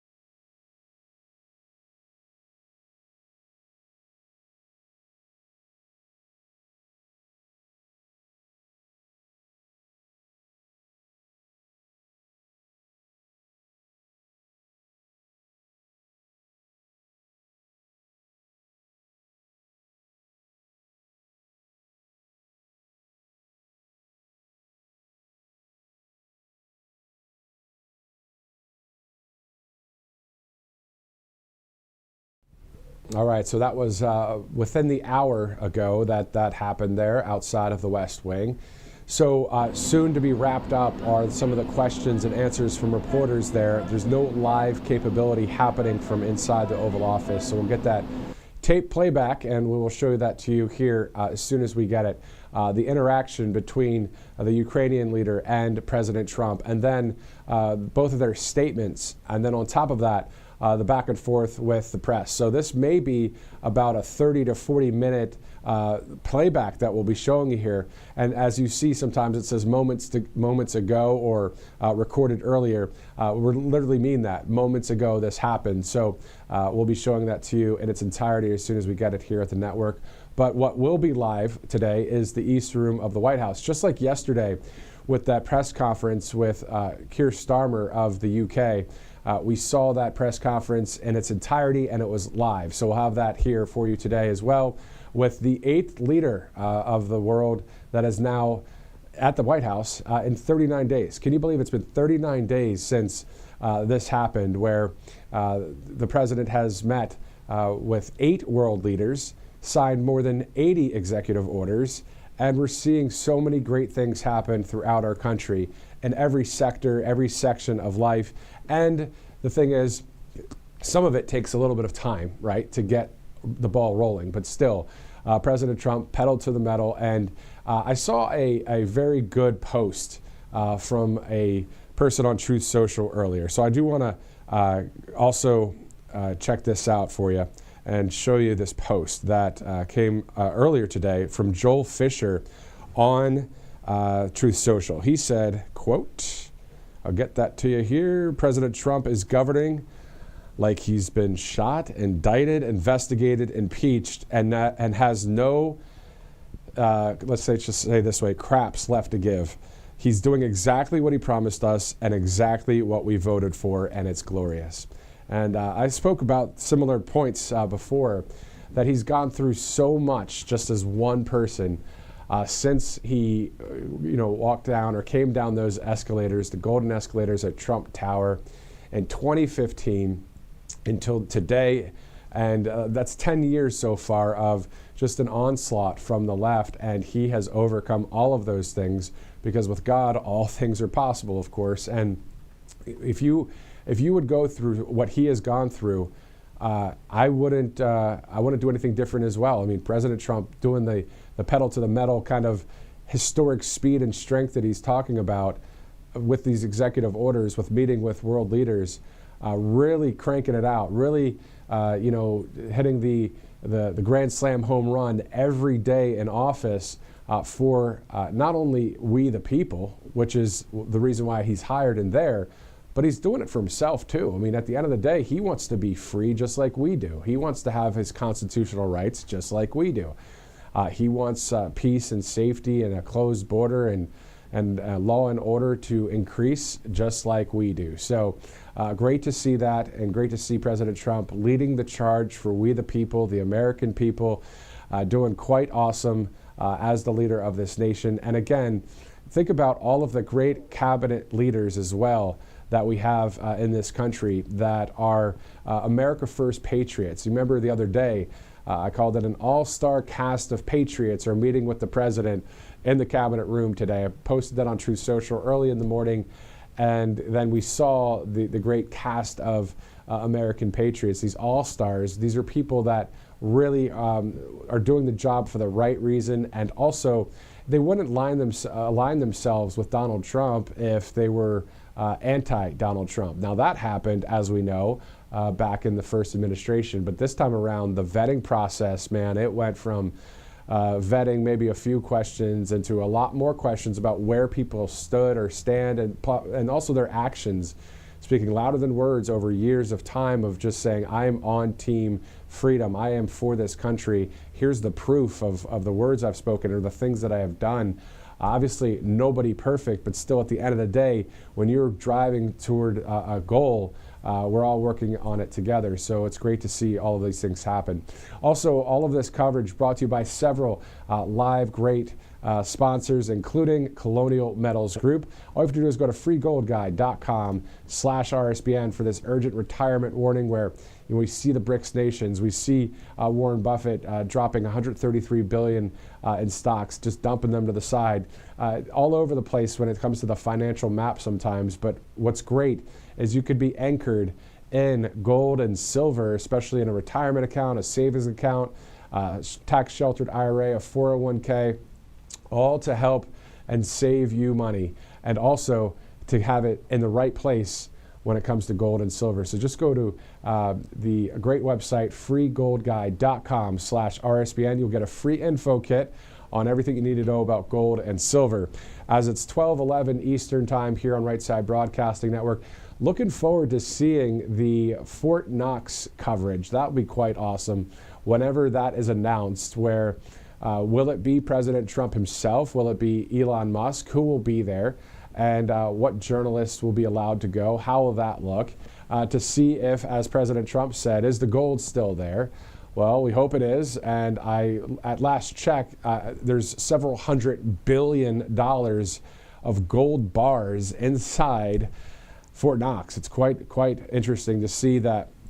I remember seeing some of the gold bars on various research and documentaries, some of them $65,000, just one gold bar. Some of them $250,000 in a gold bar, $250,000. So that all that gold better still be at the Fort Knox. That's our money, basically. That's the Treasury money there. So looking forward to seeing that report. And it'll be quite awesome to see what's inside Fort Knox. Last time that happened was 1974, where a number of people were able to, including journalists, hold the gold bars and weigh them, measure it all, and that kind of thing. So, and that was in 74, way before having an iPhone or a Droid or any kind of great camera that is in 4K, or these Canon and Nikon cameras and all that, where things are very, very crystal clear. So it'll be quite the difference several decades later to see inside Fort Knox. Speaking of seeing inside a place, we're going to be seeing inside the Oval Office momentarily between the president of Ukraine, of course, Vladimir Zelenskyy, and then, of course, our great president, Donald Trump. So once that tape playback is here, we'll bring that to you as soon as we get it. And we're about 45 minutes or so from the East Room of the White House, where Vladimir Zelenskyy and President Trump will be having that press conference. The way it's been working is Sometimes a schedule says 11 o'clock this is happening, or 1 p.m. this is happening. Well, as you guys know, with all of the different things, all the moving parts at the White House, you may not have the exact press conference at 1 o'clock. It may be at 1:30, 2 o'clock. But we'll be here to monitor that live coverage as it happens. And again, it's great to see the diplomatic means that we have with President Trump. You know, the peace through strength is always awesome to see, but it's great that he's able to meet with a Ukrainian leader. He's going to be able to meet with Vladimir Putin of Russia. He met with Keir Starmer of the UK. He's met with the leader of India and the King of Jordan, and of course the Prime Minister of Israel, and on, here in this country, seeing a leader like that doing some great things for our nation. So of course, more of a foreign policy type of coverage, live coverage that we have for you today. But of course, if you missed it earlier, RSBN's Ashley Brassfield live with us talking about the southern border as well, and just her network of friends and family saying, you know what, we're glad that President Trump is in office. We're glad we're seeing so many great things. And if we can go once again, Director, to the southern border, let's take that video and share it with the people that are just joining us right now. This is from the U.S. Marines just about a week ago. This is a DoD video showing them really take care of business along the southern border. They're putting up metal wiring to shore up the border as well. So that video is from February 21st, but still, this was in San Ysidro, California, so just about 20 miles or so south of San Diego. So not only along the southern border there are we having the border be sealed just in that part of the area, we're seeing it all the way around the coast as well. We're seeing the U.S. Coast Guard, intercepting alien vessels, illegal aliens, arresting a numerous number of adult males from various countries. Last time it was 14 Mexican illegals that were caught.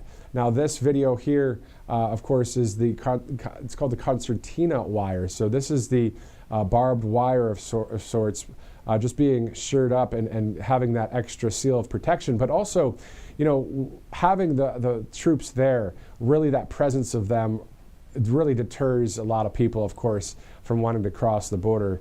If you saw a military that is on the other side of a wall putting up wiring, you're obviously not going to cross there.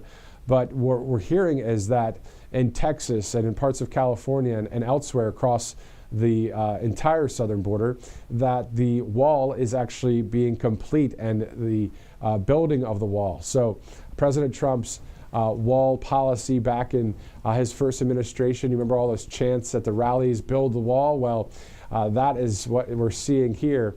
It's happening. We're seeing the wall get built, but we're also seeing it getting sealed up in various ways.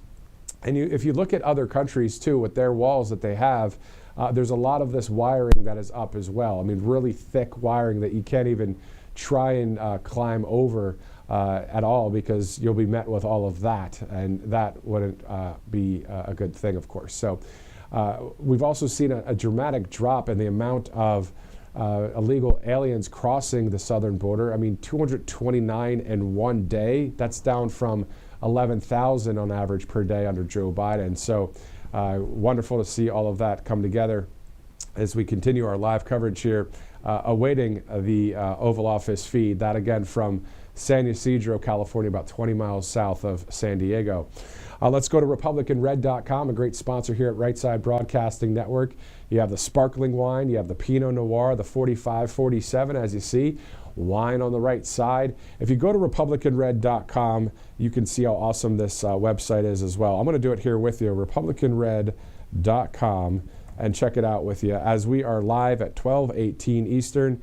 Wines for the right side, it says here, experience the taste of freedom. There's a special edition, that 45-47 Pinot Noir is on here. The 45-47 Golden Age of America sparkling wine, as you see. There's also a Patriot starter pack. There's 4 bottles there for you. Some great reviews as well. This person here, a customer review, saying we brought it to share with friends. Everyone thoroughly enjoyed it. Another person said, fell in love with the taste. We gave a bottle to our daughter and son-in-law. Perfect gift. Also, someone said we love the wine, but love the label even more, 45 to 47. So use that RSBN promo code if you go to republicanred.com.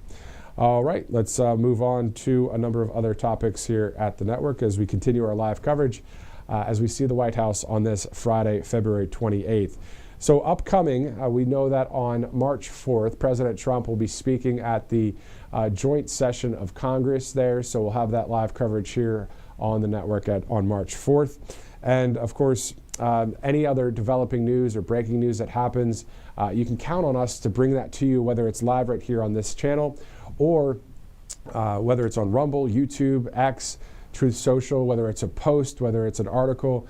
We're keeping you as informed as possible, especially when it comes to live event coverage and also America First news. Any breaking news that we see throughout the country as well, we will go to it and share that with you on various live feeds and keep you informed on what's going on out there. And the thing is what we're looking at here is not informing you because you can't inform yourself. You know how to do that.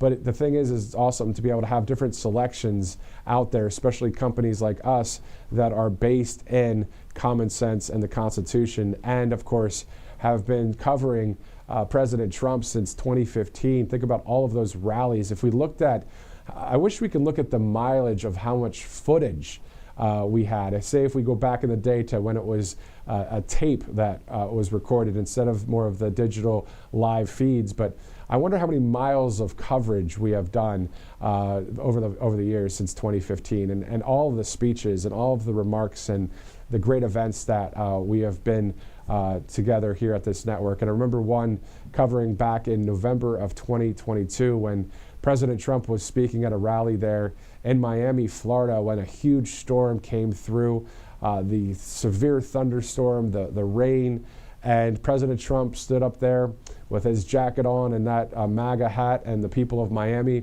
were chanting USA. They were soaking wet from the rain. The wind was coming through, but President Trump kept on keeping on. So that's what we're seeing figuratively as well as we're seeing him as the president now as the 47th Commander-in-Chief. No storm stopped him. No storm stopped we the people. And the continuation of we the people, a government of, by, and for the people. And we're seeing that before our eyes in 2025 right now. And just think about what it's going to be like this year, just this year alone. Let's not even think about 2026. I mean, I don't know about you, but you got to stay in the day you're in, right? And then not really worry about tomorrow. You still have to plan, of course, but my, oh my, have we seen some great things happening in our country. And I know that many of you out there are happy right now because we have the right people in office.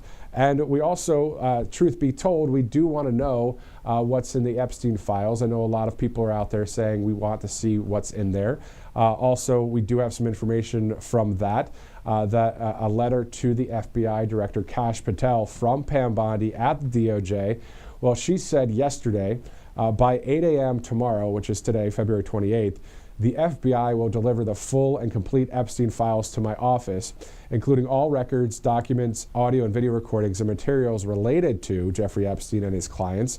So we'll monitor any developments. Maybe there will be, who knows, a DOJ press conference of sorts. I haven't heard anything about that, but the point is, we do know that all of those documents and all of that correspondence is going from the FBI to the DOJ, and that was just a little bit earlier where at 8 o'clock, so a few hours ago, that happened.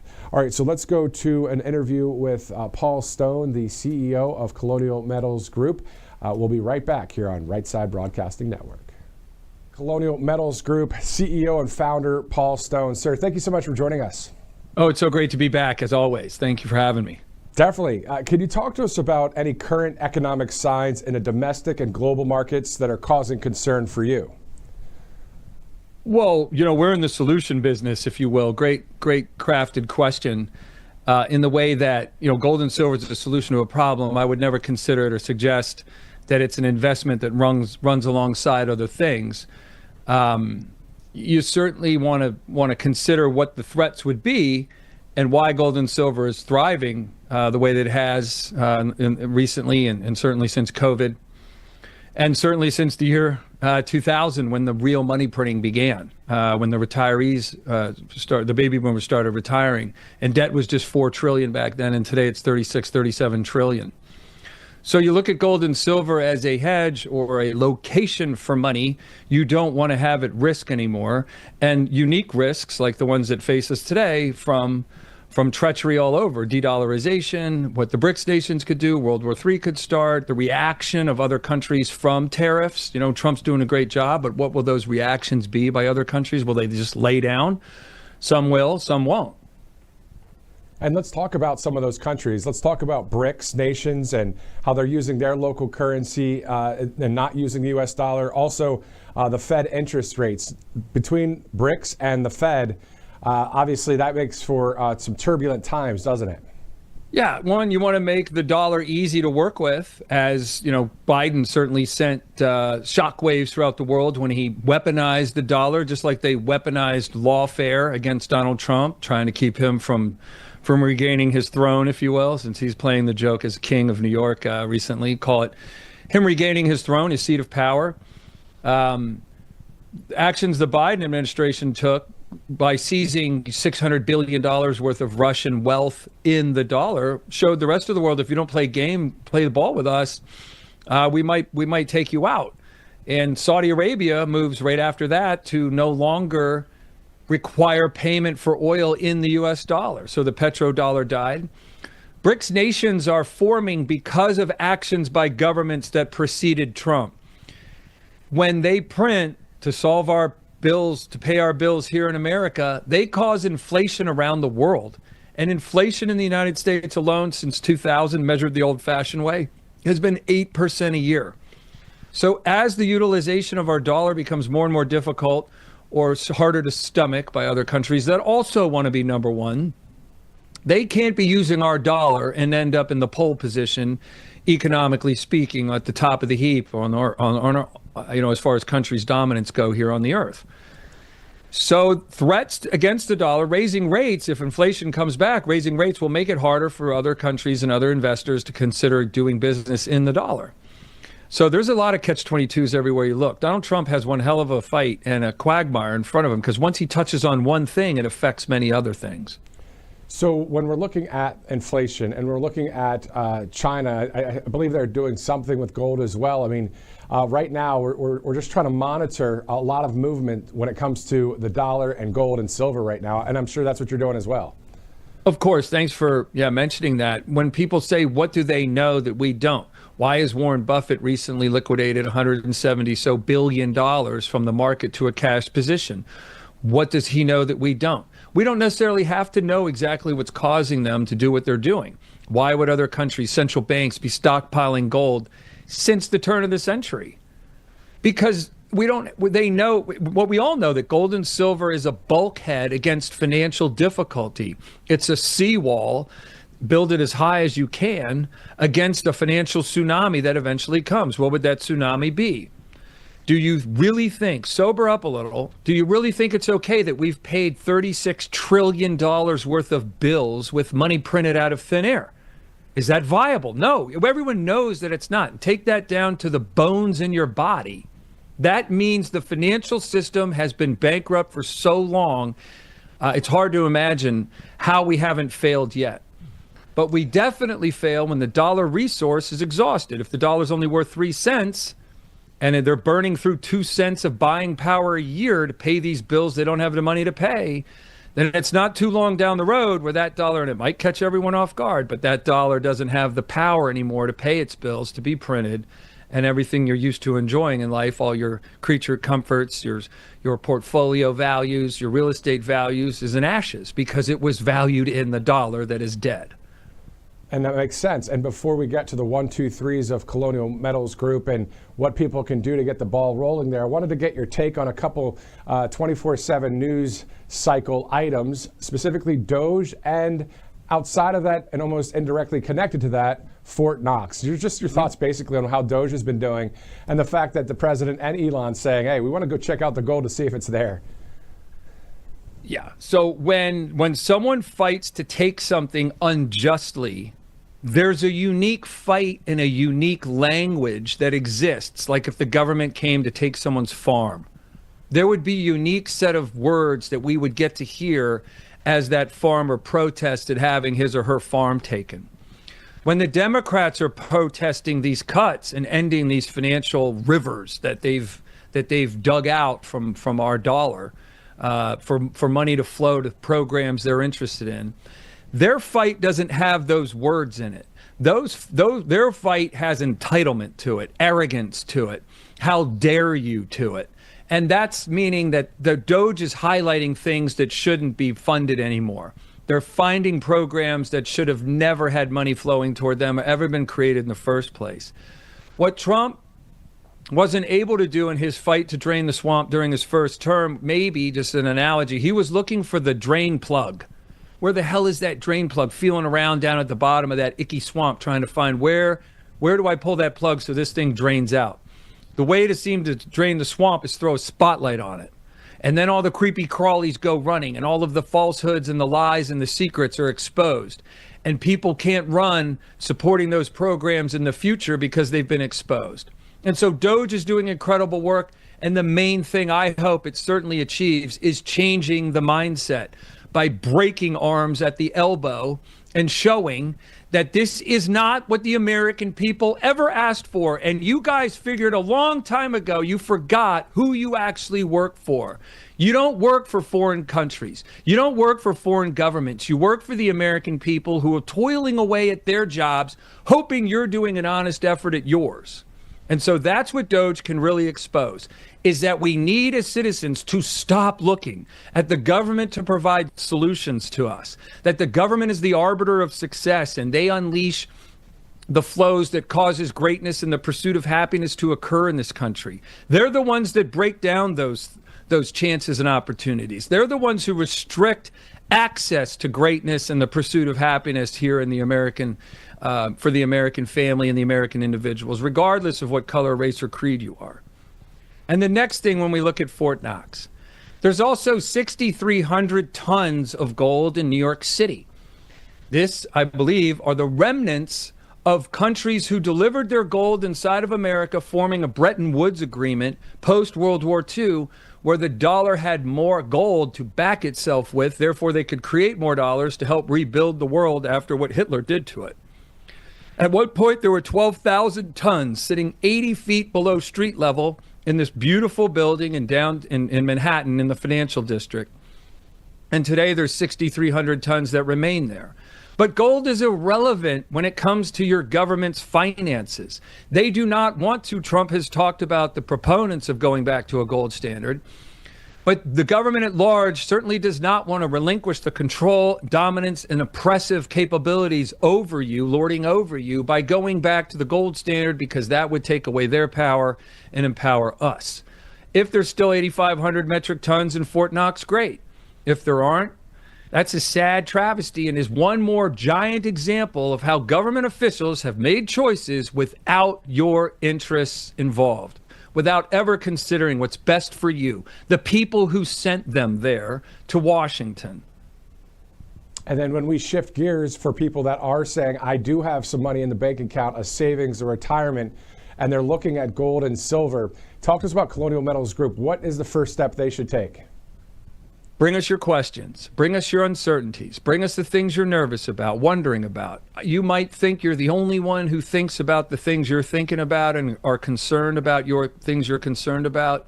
You might be the only one in your neighborhood and your family that's thinking that severely, that critically about things. Bring us those things. The biggest thing we could ever be is your ally.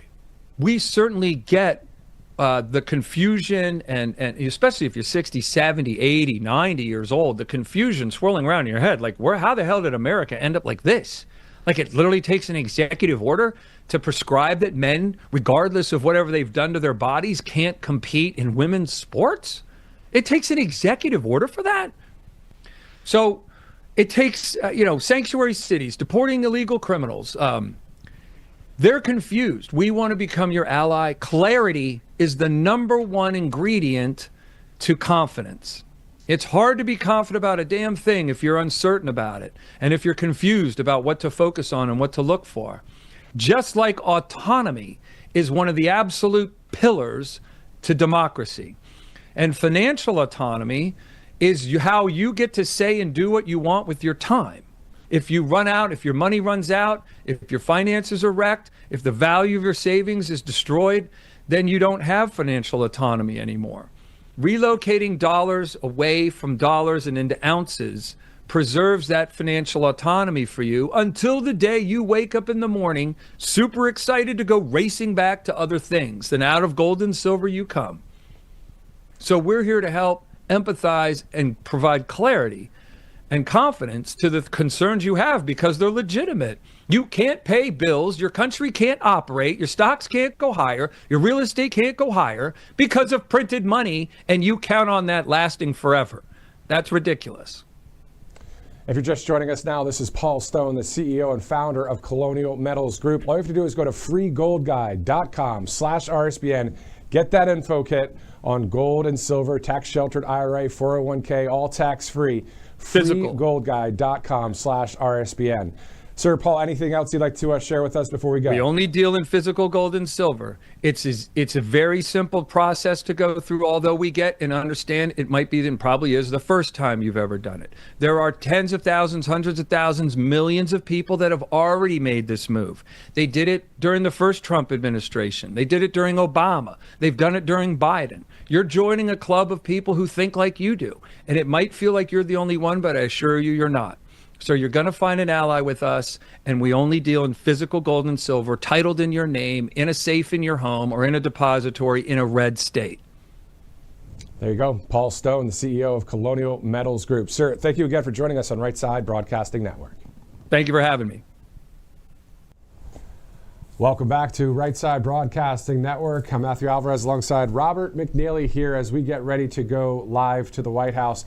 Also, we're hearing that the playback is happening. That means we're going to show you the video that will be just complete by the staff there. So we'll be able to have that for you here on Right Side Broadcasting Network. Yes, an exciting day for President Trump and really the entire administration. This is a huge deal which is taking place today. I mean, President Trump in the first term gave Javelin weapons over to Ukraine. Billions have been sent since under the Biden administration. So I'm sure they're in some heated discussions right now. They clearly have a good relationship, but it's got to be pretty intense because this changes the whole ballgame. These minerals that can come in from Ukraine to the United States, this would take us off Chinese dependence for everything from your cell phone to the chips in the cars to all those different things. We can now continue to weaken the Chinese Communist Party if this deal goes through. And quite frankly, Zelenskyy and the Ukrainian government really owes the United States. Let's go to the Oval Office right now. Both of them, you'd never have a deal. You want me to say really terrible things about Putin and then say, "Hi, Vladimir, how are we doing on the deal?" That doesn't work that way. I'm not aligned with Putin. I'm not aligned with anybody. I'm aligned with the United States of America and for the good of the world. I'm aligned with the world, and I want to get this thing over with. You see the hatred he's got for Putin. It's very tough for me to make a deal with that kind of hate. He's got tremendous hatred, and I understand that, but I can tell you the other side isn't exactly in love with, him either. So it's not a question of alignment. I'm aligned with the world. I want to get the thing set. I'm aligned with Europe. I want to see if we can get this thing done. You want me to be tough? I could be tougher than any human being you've ever seen. I'd be so tough. But you're never going to get a deal that way, so that's the way it goes. All right, one more question. Hey, I want to respond to this. So look, for 4 years in the United States of America, we had a president who stood up at press conferences and talked tough about Vladimir Putin, and then Putin invaded Ukraine and destroyed a significant chunk of the country. The path to peace and the path to prosperity is maybe engaging in diplomacy. We tried the pathway of Joe Biden of thumping our chest and pretending that the President of the United States' words mattered more than the President of the United States' actions. What makes America a good country is America engaging in diplomacy. That's what President Trump is doing. Can I ask you? Sure. Yeah? Yeah. Okay. So he occupied our parts, big parts of Ukraine, part of East and Crimea. So he occupied it on 2014. So during a lot of years, so I'm not speaking about just Biden, but those time was Obama, then President Obama, then President Trump, then President Biden, now the President Trump, and God bless, now President Trump will stop him. But during 2014, nobody stopped him. He just occupied and took. He killed people. You know what the contact 2015. 2014. 2014 and 2014. 2014. Yeah. So I was not here. Yeah, but that's exactly right. Yes, but during 2014 till 2022, the situation the same. The people have been dying on the contact line. Nobody stopped him. You know that we had conversations with him, a lot of conversation, my bilateral conversation, and we signed with him, me, like a new president. In 2019, I signed with him the deal. I signed with him, Macron and Merkel, we signed ceasefire. Ceasefire. All of them told me that he will never go. We signed him with gas contract. Gas contract. Yes, but after that, he broken this ceasefire. He killed our people and he didn't exchange prisoners. We signed the exchange of prisoners, but he didn't do it. What kind of diplomacy, JD, you are speaking about? What do you mean? I'm talking about the kind of diplomacy that's going to end the destruction of your country. Yes, but if you Mr. President, with respect, I think it's disrespectful for you to come into the Oval Office and try to litigate this in front of the American media. Right now, you guys are going around and forcing conscripts to the front lines because you have manpower problems. You should be thanking the President for trying to bring an end to this conflict. Have you ever been to Ukraine that you say what problems we have? I have been to. Come one. I've actually watched and seen the stories, and I know what happens is you bring people, you bring them on a propaganda tour, Mr. President. Do you disagree that you've had problems bringing people into your military? And do you think that it's respectful to come to the Oval Office of the United States of America and attack the administration that is trying to prevent the destruction of your country? A lot of questions. Let's start from the beginning. Sure. First of all, during the war, everybody has problems, even you, but you have nice ocean and don't feel now, but you will feel it in the future. God bless. You don't know that. God bless. God bless. You will not have a war. Don't tell us what we're going to feel. We're trying to solve a problem. Don't tell us what we're going to feel. I'm not telling you. Because you're in no position to dictate that. That's Remember exactly this. You're in no position to dictate what we're going to feel. We're going to feel very good. You will feel influence. We're going to feel very good and very strong. You will feel influence. You're right now not in a very good position. You've allowed yourself to be in a very bad position, and he happens to be right about it. From the very beginning of the war. You're not in a good position. You don't have the cards right now. With us, you start having not cards. Playing cards. Right now, you don't. You're playing cards. Mr. President. You're playing cards. Serious. You're gambling with the lives of millions of people. You're gambling with World War III. You're gambling with World War III. And what you're doing is very disrespectful to the country, this country. That's back to you. Far more than a lot of people said they should have. Have you said thank you once? This entire meeting? No, in this entire meeting, have you said thank you? You went to Pennsylvania and campaigned for the opposition in October. Offer some words of appreciation for the United States of America and the president who's trying to save your country. Please, you think that if you will speak very loudly about the war, you can... He's not speaking loudly. He's not speaking loudly. Your country is in big trouble. Can I Wait a answer? minute. No. You've done a lot of talking. Your country is in big trouble. I know. You're not winning. You're not winning this. You have a damn good chance of coming out okay because of us. Mr. President, we are staying in our country, staying strong from the very beginning of the war. We've been alone, and we are thankful. I said thanks you haven't in been this alone. cabinet, you and haven't not been only alone. in this cabinet. We gave you, through this stupid president, $350 billion. You voted we gave for you your military president. equipment, You and your voted men for are your brave, president. but they had to use our military. What about if you didn't have our military equipment, you invited if me you to didn't speak. have our military equipment, this war would have been over In 2 weeks. In 3 days, I heard it from Putin. In 3 days. This is something Maybe new. less. In 2 weeks, of course, yes. It's going to be a very hard thing to do business like this. I tell you. Just say thank you. I said a lot of times to American people. Accept that there are disagreements, and let's go litigate those disagreements rather than trying to fight it out in the American media when you're wrong. We know that you're wrong. But you see, I think it's good for the American people to see what's going on. I understand, sir. I think it's very important. That's why I kept this going so long. You have to be thankful.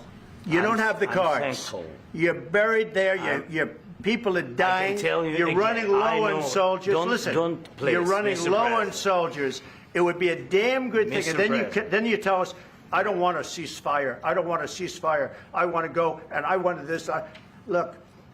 If you could get a ceasefire right now, I tell you, you take it so the bullets stop flying and your men stop getting killed. Of course, we want to stop the war. But you're saying you don't want a ceasefire. But I said to you, I want a ceasefire. with guarantees. Because you'll get a ceasefire faster than an agreement. Ask our people about ceasefire, what they think. That wasn't with me. For you what, that what wasn't this with me. means. That was with you. a guy named Biden, who was not a smart person. This That was your, with Obama. President. It was your president. Excuse me. That was with Obama, who gave you sheets, and I gave you javelins. Yes. I gave you the javelins to take out all those tanks. Obama gave you sheets. In fact, the statement is Obama gave sheets and Trump gave javelins. You got to be more thankful, because let me tell you, you don't have the cards. With us, you have the cards. But without us, you don't have any cards. One more question to Mr. Vice President. I'm sorry, here. It's going to be a tough deal to make, because the attitudes have to change. What if Russia breaks ceasefire? What if Russia breaks peace talks? What do you do then? I understand that it's a heated conversation right now. What are you saying? She's asking, what if Russia breaks the ceasefire? What if anything? What if a bomb drops on your head right now? Okay? What if they broke it? I don't know. They broke it with Biden because Biden, they didn't respect him. They didn't respect Obama. They respect me. Let me tell you, Putin went through a hell of a lot with me. He went through a phony witch hunt where they used him and Russia. You ever hear of that deal? That was a phony Hunter Biden, Joe Biden scam. Hillary Clinton, Shifty Adam Schiff. It was a Democrat scam. And he had to go through that. And he did go through it. We didn't end up in a war. And he went through it. He was accused of all that stuff. He had nothing to do with it. It came out of Hunter Biden's bathroom. It came out of Hunter Biden's bedroom. It was disgusting. And then they said, oh, the laptop from hell was made by Russia. The 51 agents. The whole thing was a scam. And he had to put up with that. He was being accused of all that stuff. All I can say is this. He might have broken deals with Obama and Bush, and he might have broken them with Biden. He did, maybe. Maybe he didn't. I don't know what happened. But he didn't break them with me. He wants to make a deal. I don't know if you can make a deal. The problem is I've empowered you to be a tough guy. And I don't think you'd be a tough guy without the United States. And your people are very brave. But you're either going to make a deal or we're out. And if we're out, you'll fight it out. I don't think it's going to be pretty, but you'll fight it out.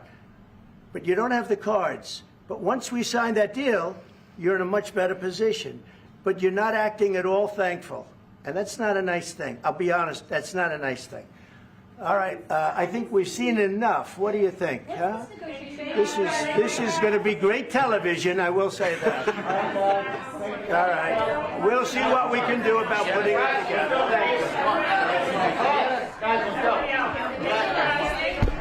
Guys, come on, let's go. We'll see. I don't know. All right, guys, come on. Please. Hey, come on.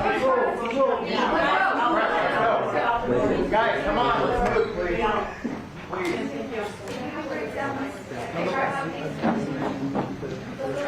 Thank you.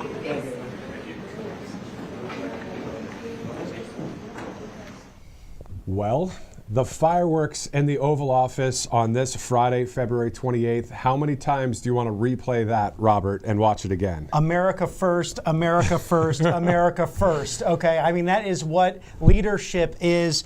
President Trump, Vice President J.D. Vance, not holding back on how they truly feel about Vladimir Zelenskyy, because he is really a jerk at the end of the day. And that's what has to happen with diplomacy. You need to knock these things out, talk about these things, and quite frankly, the leader of Ukraine, very ungracious. And I fully agree with the president and the vice president. There's only 3 letters that I'm thinking of right now. USA. Let's chant it together, those of you watching. USA. USA. Right? USA. I mean, it feels like a rally almost. That was wow. And President Trump knows TV. He goes, oh, this is going to be good for the TV audience. I mean, what a day for the vice president. Think about this, too. He starts off with this incredible speech. He's our theologian in chief, and then going into not backing down. This is peace through strength. This is exactly what Ronald Reagan had to go through with Soviet Russia. If you've watched the movie Reagan with the great Dennis Quaid as well, also giving a Trump endorsement in Coachella, California last year, these were the moments that were really crucial in order to restore peace for the world. And President Trump laid it out there, quite frankly. You don't like Putin? We understand that. We need to get to an agreement where people stop dying. And that's where President Trump has stood firmly on this. I want to protect the world, peace through strength, through dialogue, and sometimes these things have to happen. Exactly. And I like how President Trump showed us what it's like to be on a phone call of negotiations with foreign leaders. But instead, this just happened in front of the whole world to watch. So we saw exactly what that peace through strength looks like when he said, I love the part of him being like, hey, you either sign this deal or we're out. Right. Like, it's that kind of crystal clear there. And so, yeah, we all experienced that together. Robert and I, if you guys would have seen us, if they would have popped up a live picture of Robert and I, no joke, our faces were like, our jaws were just like you watching there. I mean, that was intense. That was pretty wild to see in the Oval Office, as it's 12:50 Eastern.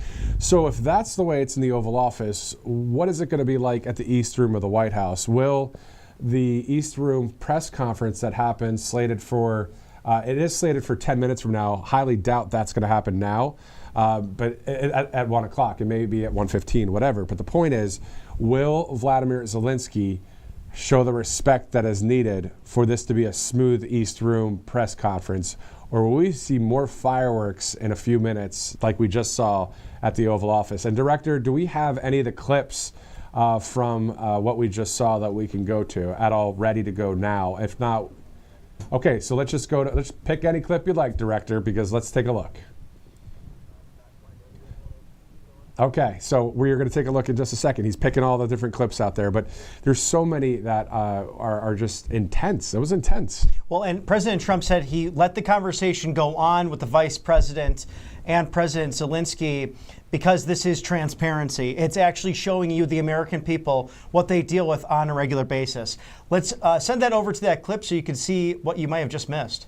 You guys are going around and forcing conscripts to the front lines because you have manpower problems. You should be thanking the president for trying to bring an end to this conflict. Have you ever been to Ukraine? Did you say what problems we have?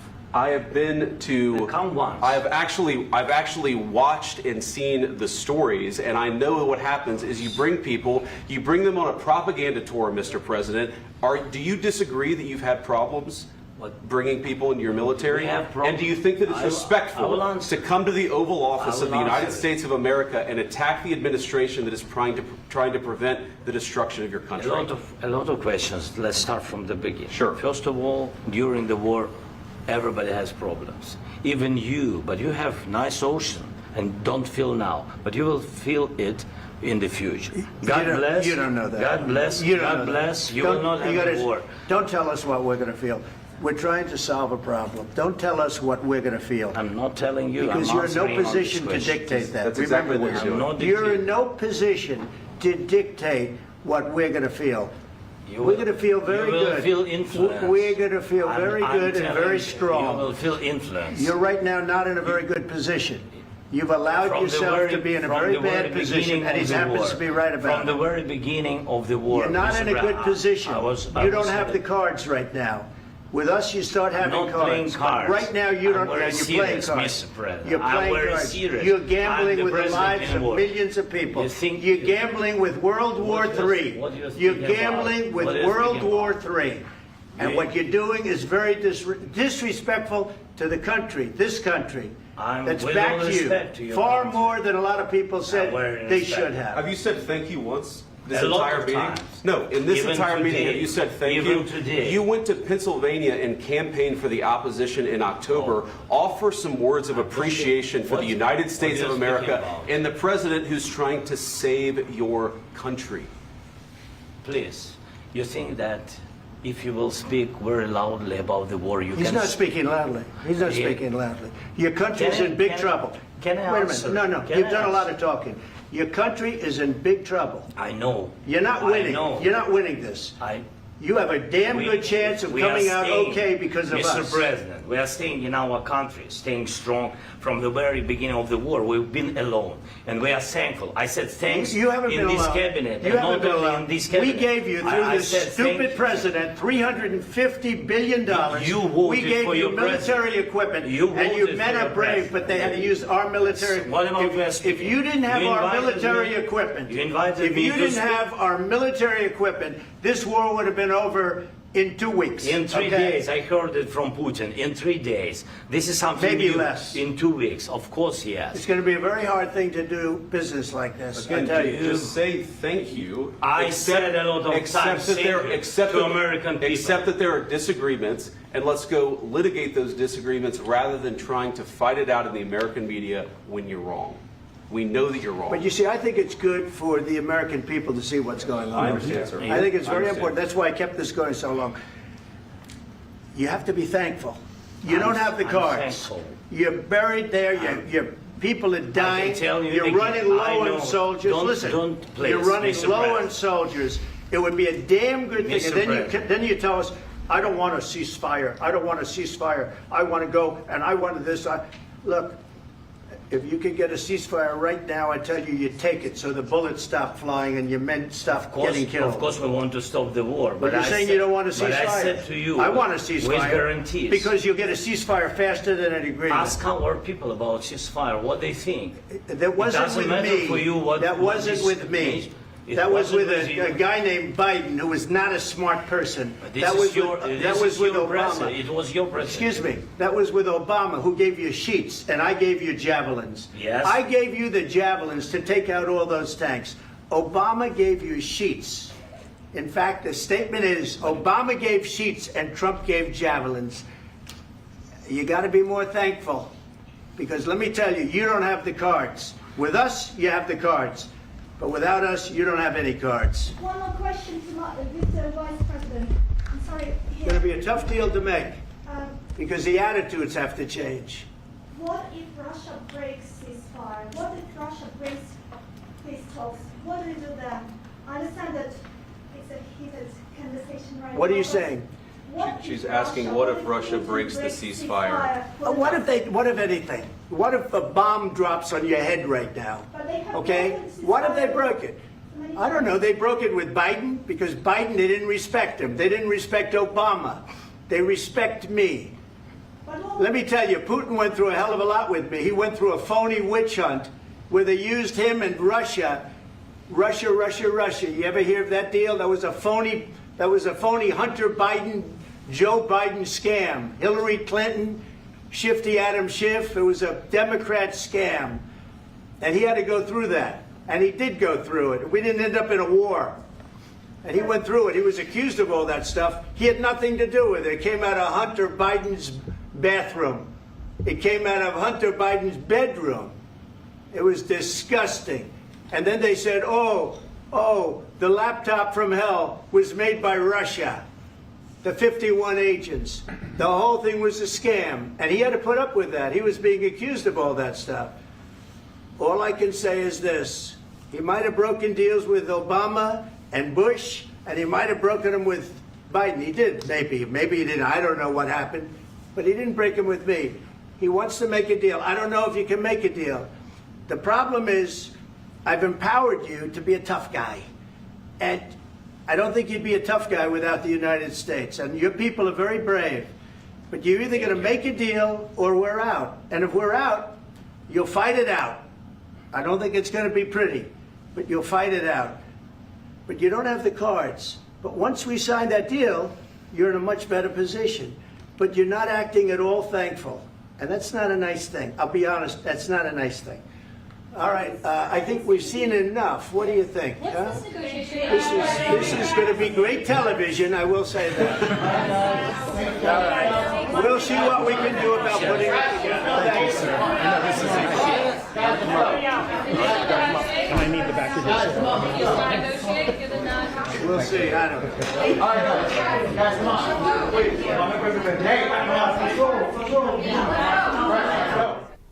All right, so showing that replay once again here on RSBN Live. I'm Matthew Alvarez alongside Robert McNeely and Carolyn Levitt, the White House press secretary. Robert just posted on X, quote, President Trump and Vice President Vance are standing up for the American people, end quote. Yeah, there's no question about that. As he mentioned to President Zelenskyy, we gave you javelins, Obama gave you sheets. Without the United States, they would not have been able to put up the resistance to the Russian Federation. And this is actually very fitting this all happened, given Vice President Vance's earlier speech about American foreign policy and really taking the military-industrial complex to task. And even Congressman Chris Smith brought up earlier today in that Catholic breakfast, what about the Armenian Christians? What about South Sudan and ISIS, who are literally beheading members of the Christian community? What about the mistakes in foreign policy, like entering Iraq? When you look at that, that was historic Mesopotamia.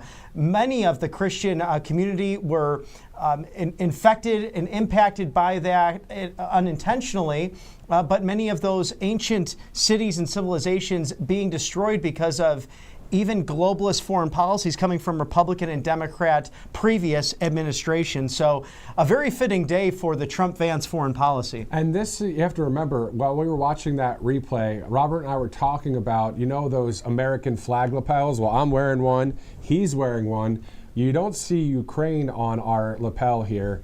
That, unfortunately, was worn by many in Congress. While they were happy that Zelenskyy would stand up there and speak to a joint session of Congress. What? Are you serious, right? So, but we also talked about the Ukrainian people, the people that want to be free, just like we are here in this nation. So this isn't against the nation of Ukraine and the people there. This is against the corrupt leadership. So just like we see corruption in our government and it's getting, taken care of in our country, there's a corrupt situation in other countries with leadership like this guy who has done a lot wrong. And remember, this is a man who suspended free and fair elections due to this war, who's taken wartime authority and really taken advantage of that, and in a lot of ways is somewhat of a dictator of Ukraine. And it's true, the culture, the Russian people as well, wonderful historic cultures that we actually share a lot with in common. But it's sad that we had both on the Republican and Democrat aisles in the height of this Ukrainian conflict, former speakers of the House wearing the Ukrainian flag with no American pin. That should never happen again. And those of you watching right now that are floored by what you just saw, you probably saw it twice. We played it for you twice. Obviously, it'll be all over the place. The world is going to see that, and not only the English language. I mean, even though that is now being signed as the official language of the United States, President Trump to sign an executive order on that. But in very many languages around the country, that this is going to be seen today. And those of you, if you want to react on the chats right now to what you just saw, I know that a lot of you already did, but quite powerful situation there. And before we get to our sponsors, this is the second time now in this administration that President Trump has really shut down someone that was really coming against the will of the American people and the majority of the country. When you look at the Maine governor the other day at that governor's luncheon, when he shut her down, now he shuts Zelenskyy down. But he's saying, hey, we're here to help. But if you're going to have a problem with that, we're out. So two parts of President Trump, the OG of President Trump, of the first administration. Man, it was wild to watch that here. I know a lot of you are floored at 1:02 p.m. Let's go to some of our great sponsors here at the network, Tax Network USA. 800-357-1415 is the number. Yes, an outstanding group of people to rely on as tax day is right around the corner, April 15th. Can you believe it's moving so quickly? But make sure you settle your back taxes today. Give them a call, 800-357-1415, or visit tnusa.com/RSBN. We know that the Biden administration hired nearly 88,000 IRS agents. Many might be sent to the border to help the Army Corps of Engineers, the Marines, doing great work at that border. And you showed that earlier in the broadcast today, some of the continued work on the wall down south. But in the meantime, protect your assets. tnusa.com/RSBN. The Patriot experts at Tax Network USA Incorporated, ready to help you before tax day. Let's go to mybrightcore.com/RSBN. If you buy 2 of the Kimchi One products, you get 1 free. So 2 and you get 1 free there. mybrightcore.com/RSBN. Obviously a great probiotic when it comes to gut health. Kimchi One there, immune support, anti-aging properties. We did interview Kim Bright the other day, so it was great to see her on the interview talking about Make America Great Again and making America healthy again. Oh yes, and a great way to get your day started, whether it's extra focus at work or just spending more time and being present for those loved ones in your life. But yeah, buy 2, get 1 free, mybrightcore.com/RSBN, or give them a call, 888-722-0936. Made in the USA, Kimchi by Brightcore. Exactly, so mybrightcore.com/RSBN. It's 1:04 Eastern Time. This is the time that is slated for an East Room press conference with President Trump and the Ukrainian leader Vladimir Zelenskyy. So as you see on the bottom of your screen, as soon as we get that, we'll be going there live. That's if these guys can somewhat get along. I mean, because at the end of the day, we saw a very tough situation there at the Oval Office.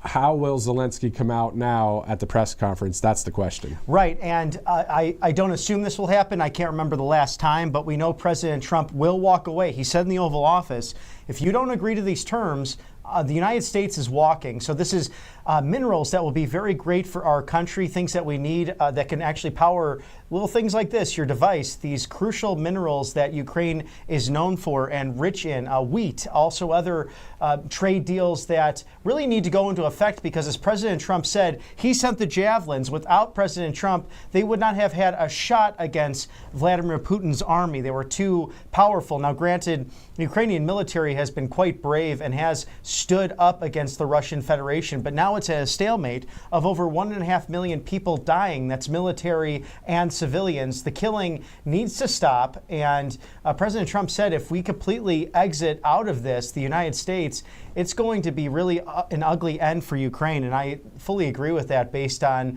Vladimir Putin's determination. The man wants the ports back. He wants old territories back. And this is even dating back before the USSR. If you know anything about Russian history, they actually had even more land than they do now. And it is the largest landmass in the world of one sovereign nation, over 8 time zones that it takes up. So it's in Europe and Asia. They're in 2 continents. So this is a huge landmass to begin with. A lot of it you cannot live there because it's too cold, but you have that happening. Just an amazing thing to think about. And also in Ukraine, I didn't know that the amount of wheat actually that they export is as huge here in the United States from Ukraine. I remember a tour of a factory who was doing a story about a local business in Pennsylvania and their food products that are actually served on various airplanes, good, trail mix bars, that kind of stuff. They said, yeah, we get our wheat from Ukraine. And this was during, a lot of different things happening. So just about literally 60 seconds ago, the White House on X simply says, President Donald J. Trump and Vice President J.D. Vance put America first. They're putting America first, and it's showing a clip of what we just showed you, the back and forth. It was interesting to see because wasn't it Vice President Vance that really came to the aid there and started talking more intensely with the Ukrainian leader? It was a very organic moment, and he seemed actually personally offended by the way he was conducting himself even prior to moving into the Oval Office. There clearly was something brewing there of a disagreement, and Vice President J.D. Vance really let the Ukrainian president have it and called out the point too. You were with Governor Josh Shapiro campaigning for the other team. at a weapons facility in Pennsylvania. And Governor Shapiro signed that missile along with Zelenskyy. Why would you sign something that can go and create collateral damage? And it's so fitting because of earlier today, if you caught the vice president's address to that Catholic breakfast earlier in Washington, D.C. today, his core point was talking about failed missions in American foreign policy, i.e. Iraq, i.e. Vietnam, the things that have happened over the course of the last half century where we have moved in and we've made mistakes, and it's ended up harming traditional Christian communities throughout those regions. That's just a fact. It's what the CIA calls blowback. And even President Eisenhower spoke on it. The military-industrial complex has a mission, has a goal. And a lot of times it's simply making money, and that means war. And this is not something that President Trump nor Vice President Vance wants. So I'm glad he called out Governor Shapiro. I'm glad he called out Vladimir Zelenskyy in the Oval Office, because how dare you walk into our turf and act high on the hog when this country has supported you with billions and billions in tax money from the last administration, and because of President Trump, who gave you the javelins in the first place. And on top of that, you know, some of you may have seen on social media some of the videos of Zelenskyy's homes and these big, massive things that are purchased. And is that our tax dollars? Might be. And that's why I'm thank God for Doge, and thank God for President Trump and J.D. Vance, the vice president. As what you just saw there, whether on our network, of course, it's going to get a lot of replays and a lot of numbers and all that.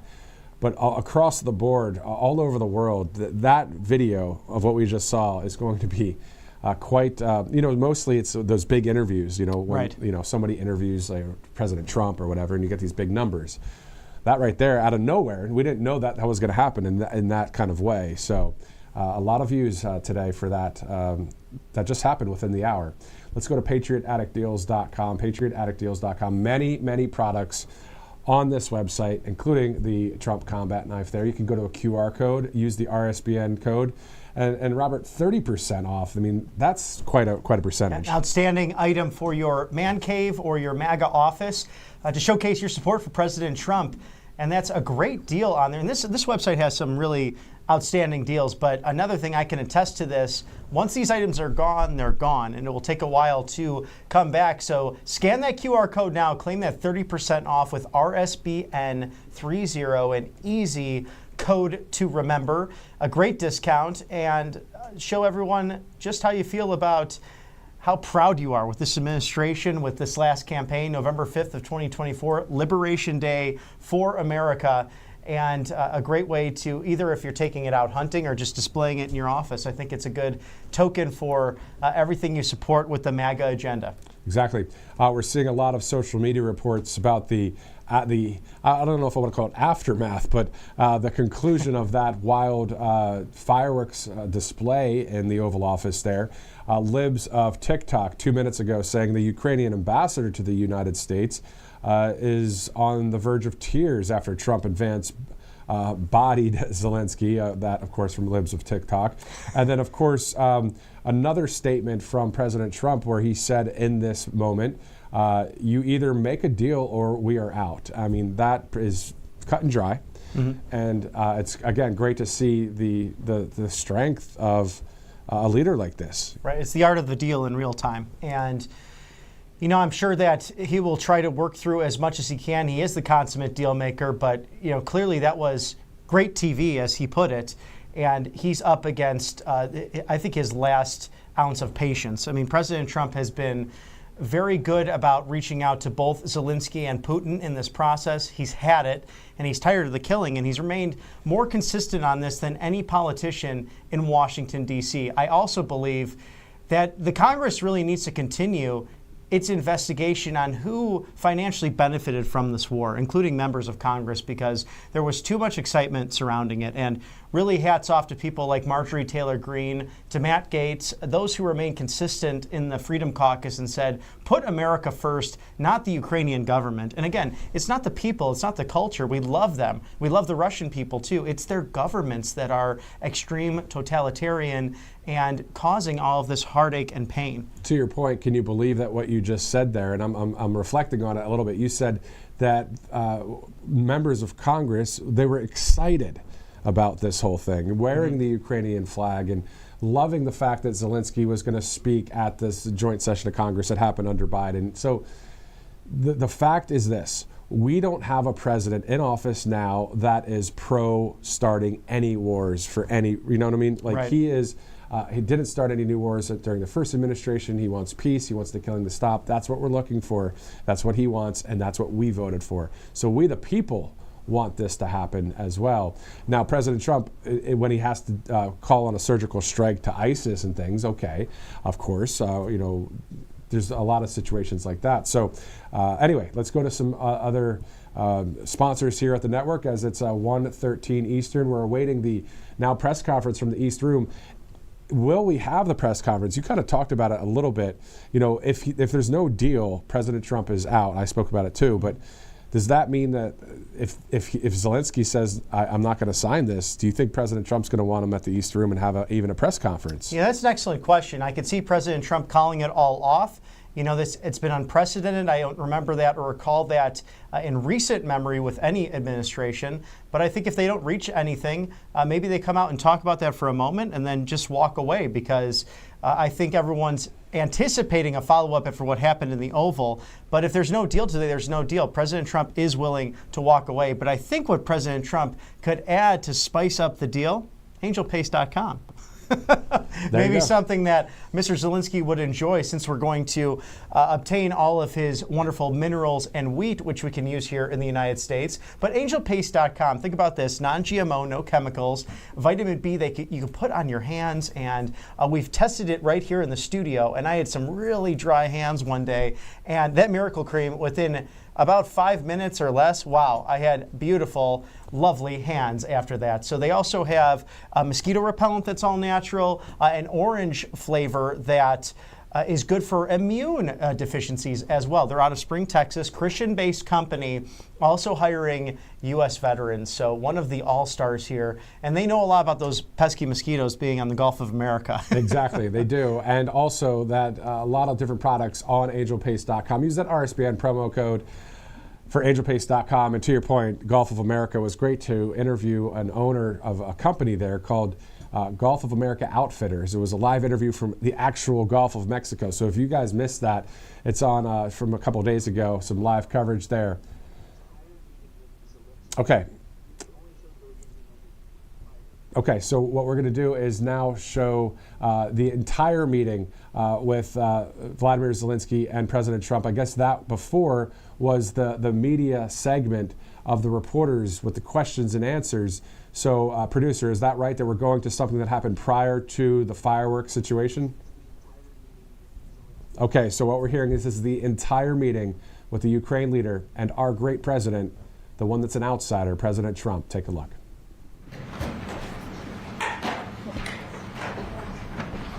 Well, thank you very much. It's an honor to have President Zelenskyy of Ukraine. And we've been working very hard, very close. So we've actually known each other for a long time. We've been dealing with each other for a long time, and very well. We had a little negotiation spat, but that worked out great. I think for both countries, I think for the world, actually, beyond both countries. And we have something that is a very fair deal. And we look forward to getting in and digging and working and getting some of the rare earth. But it means we're going to be inside, and it's a big commitment from the United States, and we appreciate working with you very much. And we will continue to do that. We have had some very good discussions with Russia. I spoke with President Putin, and we're going to try and bring this to a close. It's something that you want and that he wants. We have to negotiate a deal, but we've started the confines of a deal, and I think something can happen. The big thing is the number of soldiers, mostly at this point, but soldiers being killed. You're losing thousands of soldiers. So on both sides, we're losing a lot of soldiers, and we want to see it stop. And we want to see the money get put to different kinds of use, like rebuilding. And we're going to be working very hard. But we've had a lot of very good conversations. I will say until we came along, the Biden administration didn't speak to Russia whatsoever. They didn't speak to anybody. They just allowed this to continue. And I will say that, I'll say in front of you, you've heard me say it 1,000 times, if I were president, this war would have never happened. We would have had a deal negotiated for you without having to go through what you've gone through. But your soldiers have been unbelievably brave. We've given them great equipment, but somebody has to use the equipment. They've been unbelievably brave, and we give them great credit. This was supposed to be over very quickly, and here we are 3 years later. So I give tremendous credit to your generals and your soldiers and yourself in the sense that it's been very hard fighting, very tough fighting. They're great fighters. And you have to be very proud of them from that standpoint. But now we want to get it over with. It's enough, right? We want to get it over with. So it's an honor to have you here. Thank you very much for coming. We're going to sign the agreement at the conference in the East Room in a little while, right after lunch. And we'll be having lunch together. We're also discussing some other things. And we appreciate everybody being here. It's somewhat of an exciting moment, but the really exciting moment is when we when they stop the shooting and we end up with a deal. And I think we're fairly close to getting that, and an honor to have you. And please, I'd like to say something. Yeah, thank you so much, Mr. President. Thank you for invitation.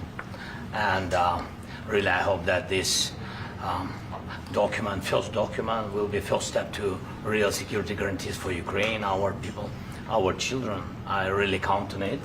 And of course, we count that America will not stop support. Really, for us, it's very important to support and to continue it. I want to discuss it with details further during our conversation, and of course, the infrastructure or security guarantees.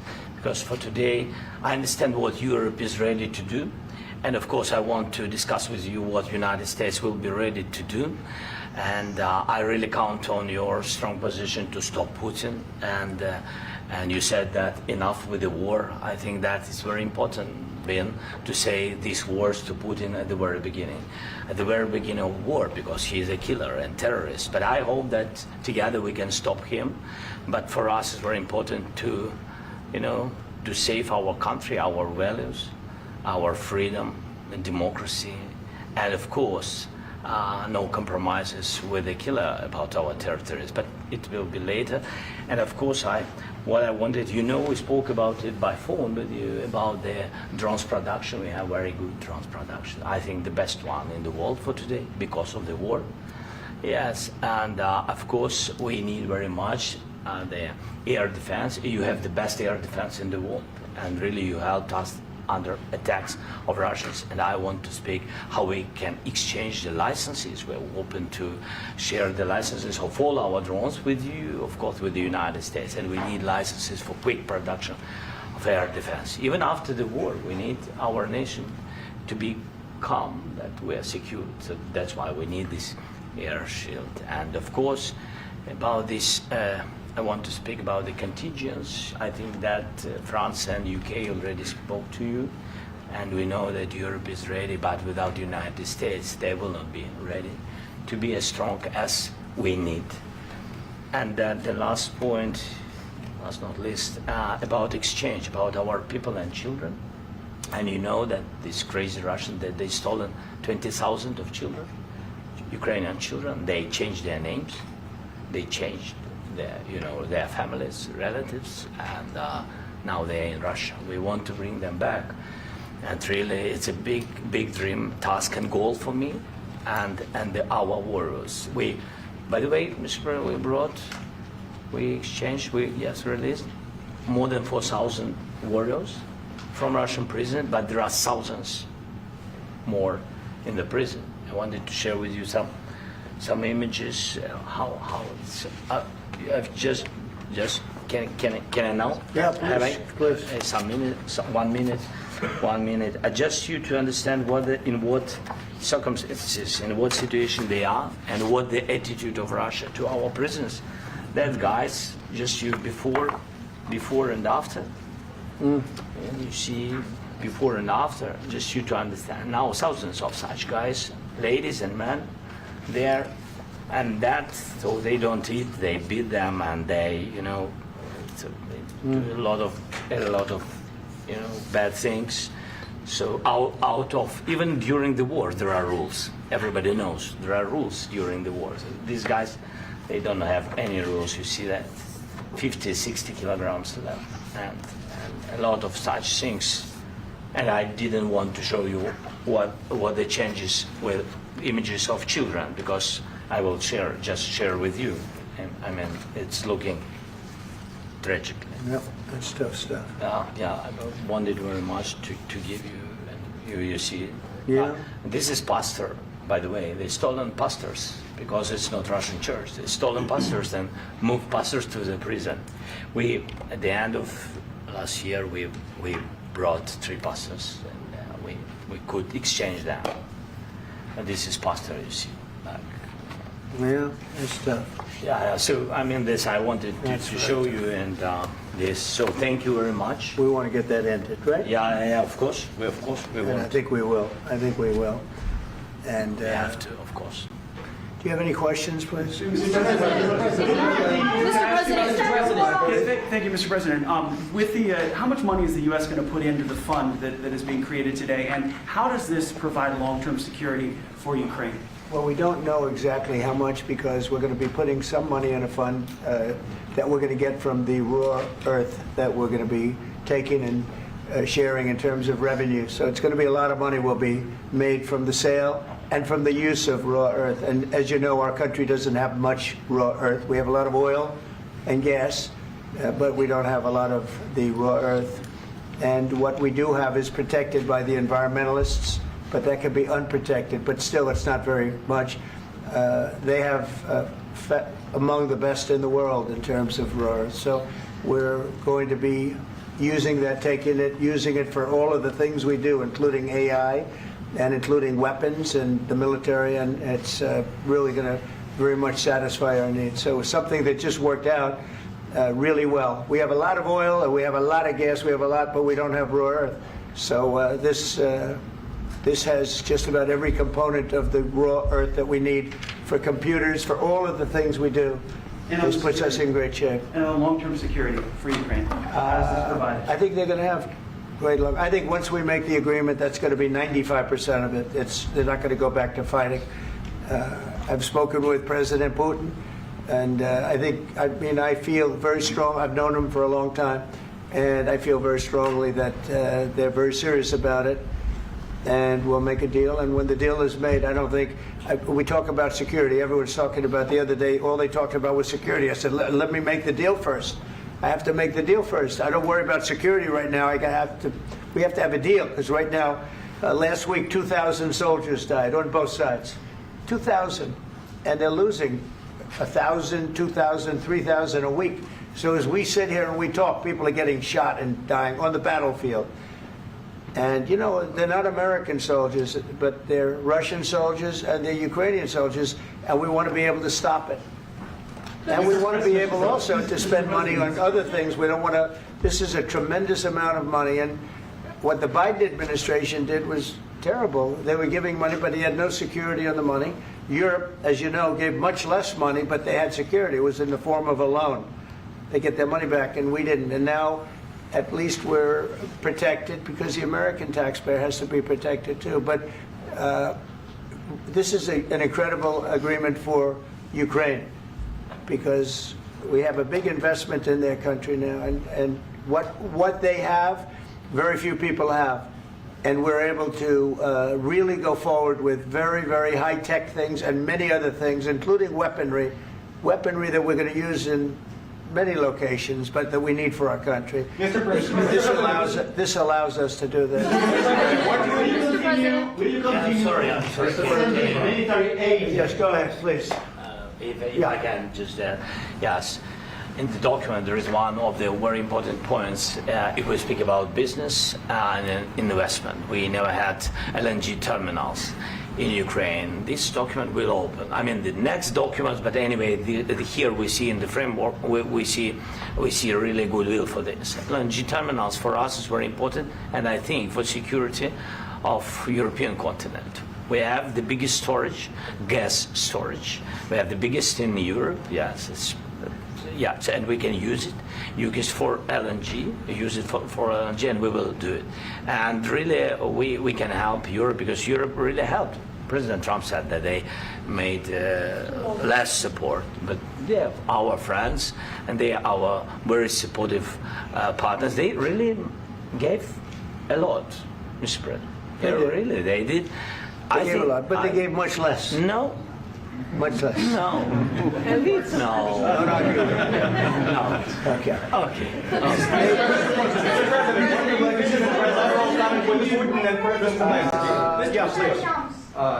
Mr. President Trump, you have repeatedly called the deal with Ukraine as a historical one. And as a President of the United States, you make historical decisions in other issues which affect America and other world. So what place in the world history do you want to take? And do you associate yourself with any famous historical figures? Yeah, I'd say George Washington, Abraham Lincoln. I would say I'm far superior to George Washington and Abraham Lincoln. Now, you know I'm only kidding, right? Because when I say that, the fake news is going to go wild. They're going to say he considers himself to be better than Washington. But you never know. You never know. I don't compare myself to anybody. I'm here to do a job. We've had a great 35 days or whatever it might be, a month, a little more than a month. We've accomplished tremendous amounts. Not only this would be a very great achievement if we could get the war stopped and get them back to normalization. I think that's going to happen. We've had very good talks on both sides, as you know. But I think we've done a very good job, just generally. If you look at all of the things we've done in 30 days, they're saying there's never been a opening for a president. The first month, there's never been a first month like we've had.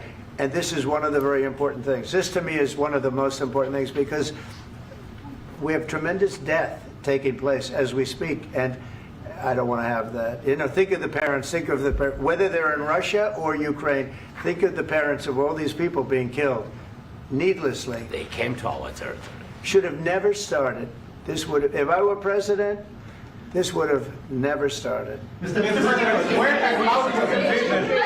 President, will you continue sending military aid to Ukraine after the U.S. signs this agreement with Ukraine? Yeah, we're going to be continuing. President Zelenskyy, do you feel like the U.S. is on your side? That the President Trump is on your side at this moment?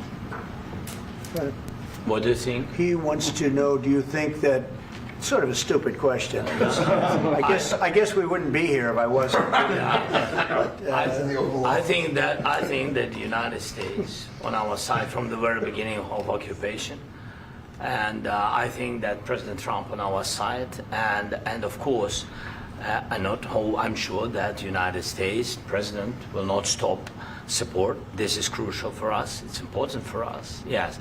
And Putin, the president, speaks about the people and the soldiers which are dying, but they came to our territory, they came to our land. They began this war, and they have to stop. And I think this is the question, with really the most important question. Can President Trump, I hope yes, with some other allies, to stop Putin, withdraw these enemies, our enemy, withdraw these troops from our land? And I think that you asked about the history, I think that if President, or when, he will stop Putin, if President Trump will bring peace to our country, I think he will be on this wall. We've had very, very good talks. What about military aid to Ukraine? President Zelenskyy just said that there will be no compromises with Vladimir Putin.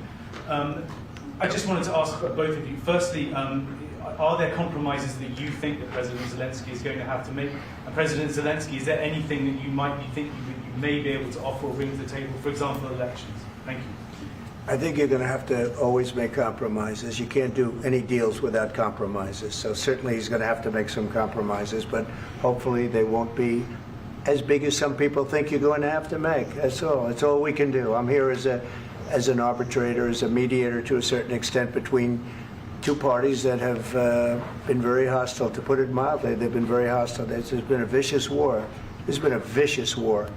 You know, it's a very level battlefield, and those bullets go out, and as I've said many times, we were talking about it with Pete, many times the only thing stopping those bullets is a human body. And in the case we're talking about, generally young human bodies are stopping a lot of bullets.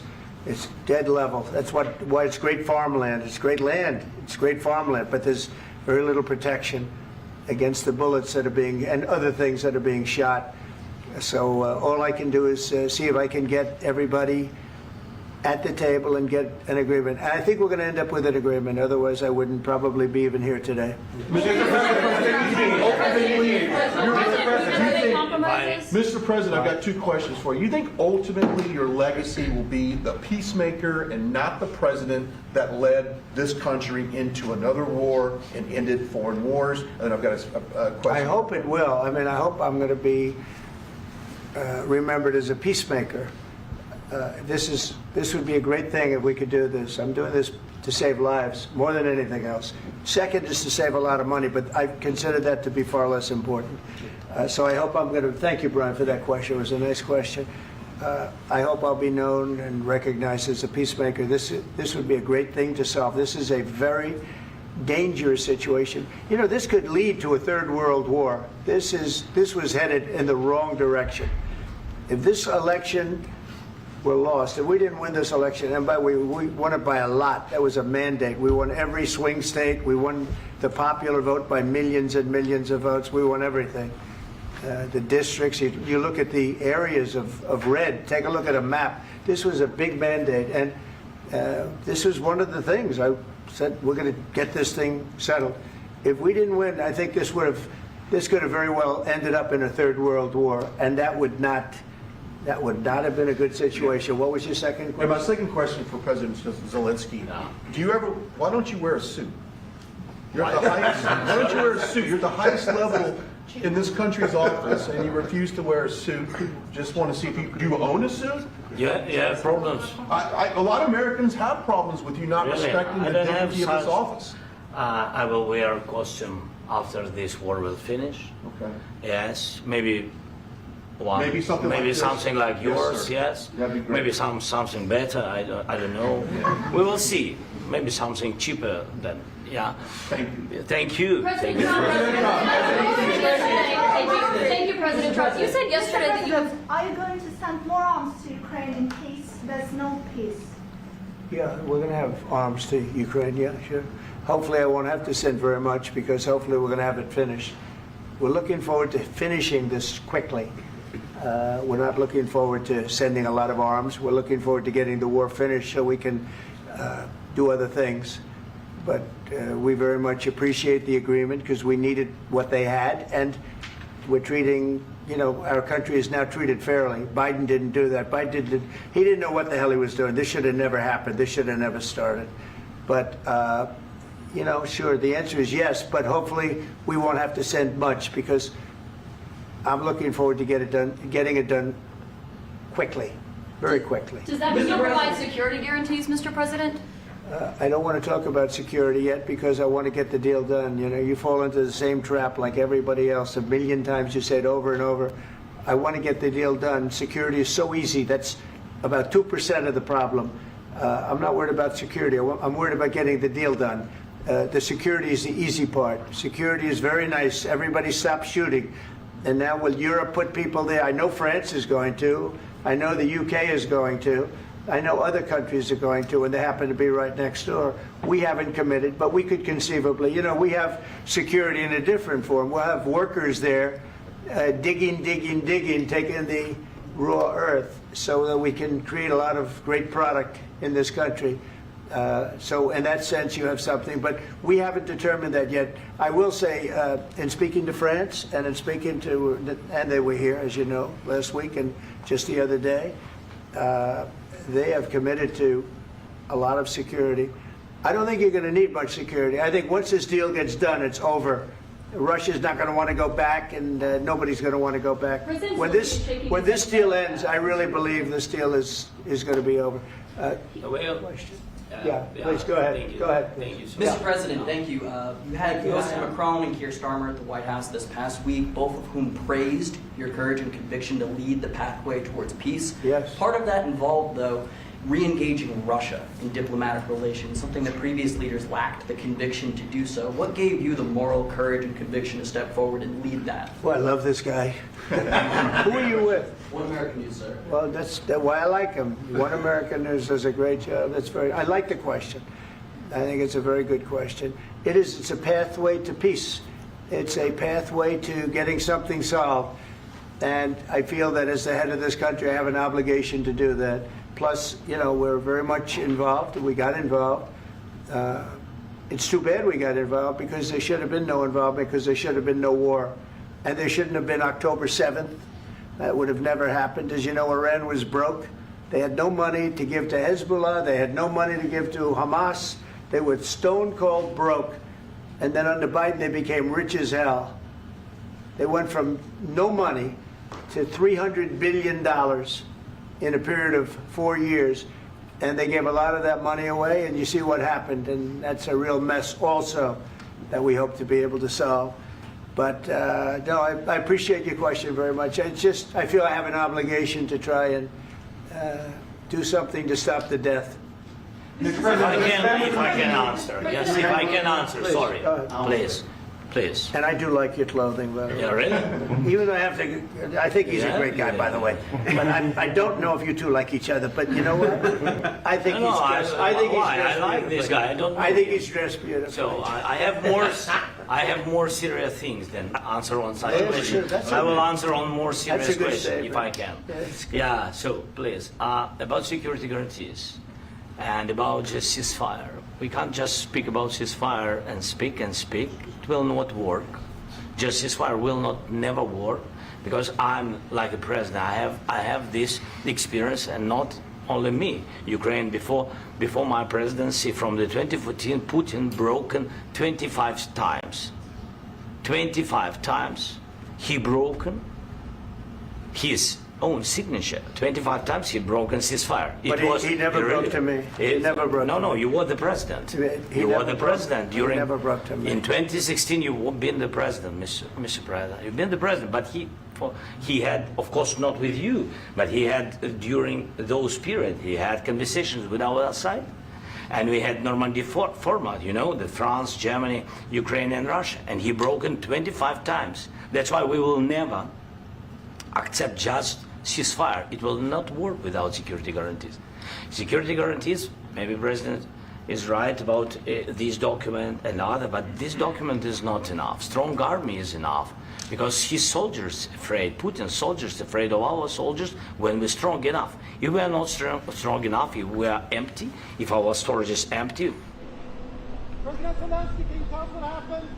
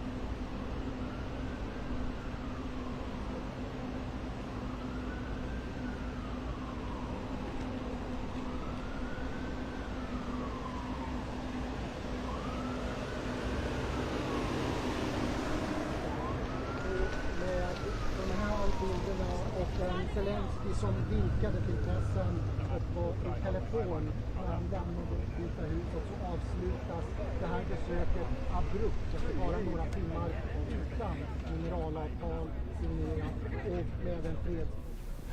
1:42 Eastern, you just saw Vladimir Zelenskyy leaving the White House. He had a 2 o'clock press conference in the East Room. It's not happening. And I know President Trump just made a statement, too. A rather rapid exit along with the Ukrainian delegation. And President Trump, according to Truth Social, saying this is Vladimir Zelenskyy, the president of Ukraine, disrespected the United States of America in its cherished Oval Office. He can come back when he is ready for peace. So no mincing of words there. Exactly. So there you go. We just saw it live before our eyes, and we have paused what we were just replaying. We're going to go back to that in just a second to show the entire rest of the meeting as you guys were watching. We had to take that live, of course, because that was Zelenskyy leaving live. So we're going to go back to the replay to watch the rest of the Oval Office meeting, and then even for a third time, watch the fireworks that unfolded.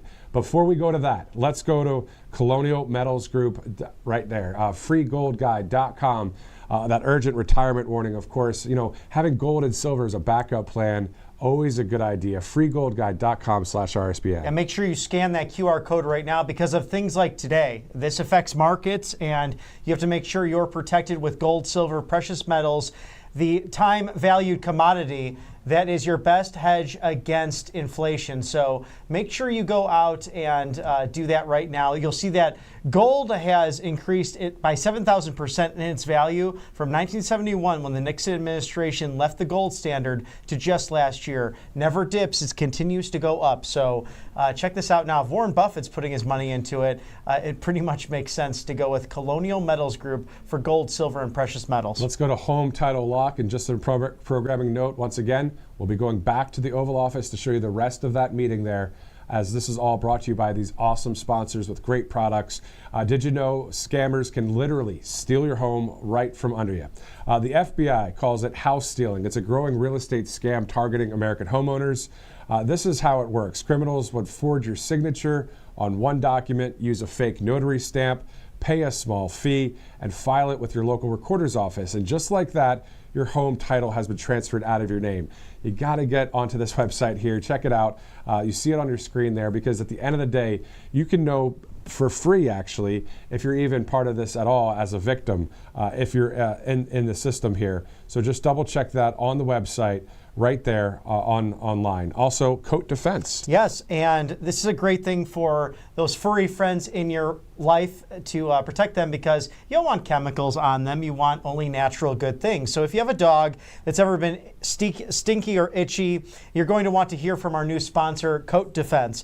They started us as a human skincare company, but it became deeply troubled when all these toxic medications and topical ointments were actually making dogs sick. So they wanted to help people specifically with their dogs and with their horses that they might have at their home. So they have created non-toxic, quickly effective solutions to common skin and coat issues, and that not only remedy those problems, but return your dog to living that happy, healthy life. So go to order Coat Defense today, and you could do that by saving 15% if you put code RSBN in place. So that's pretty easy to remember. CoatDefense.com, code RSBN, 15% off, and they are like members of the family, and sometimes I trust dogs more than I do humans.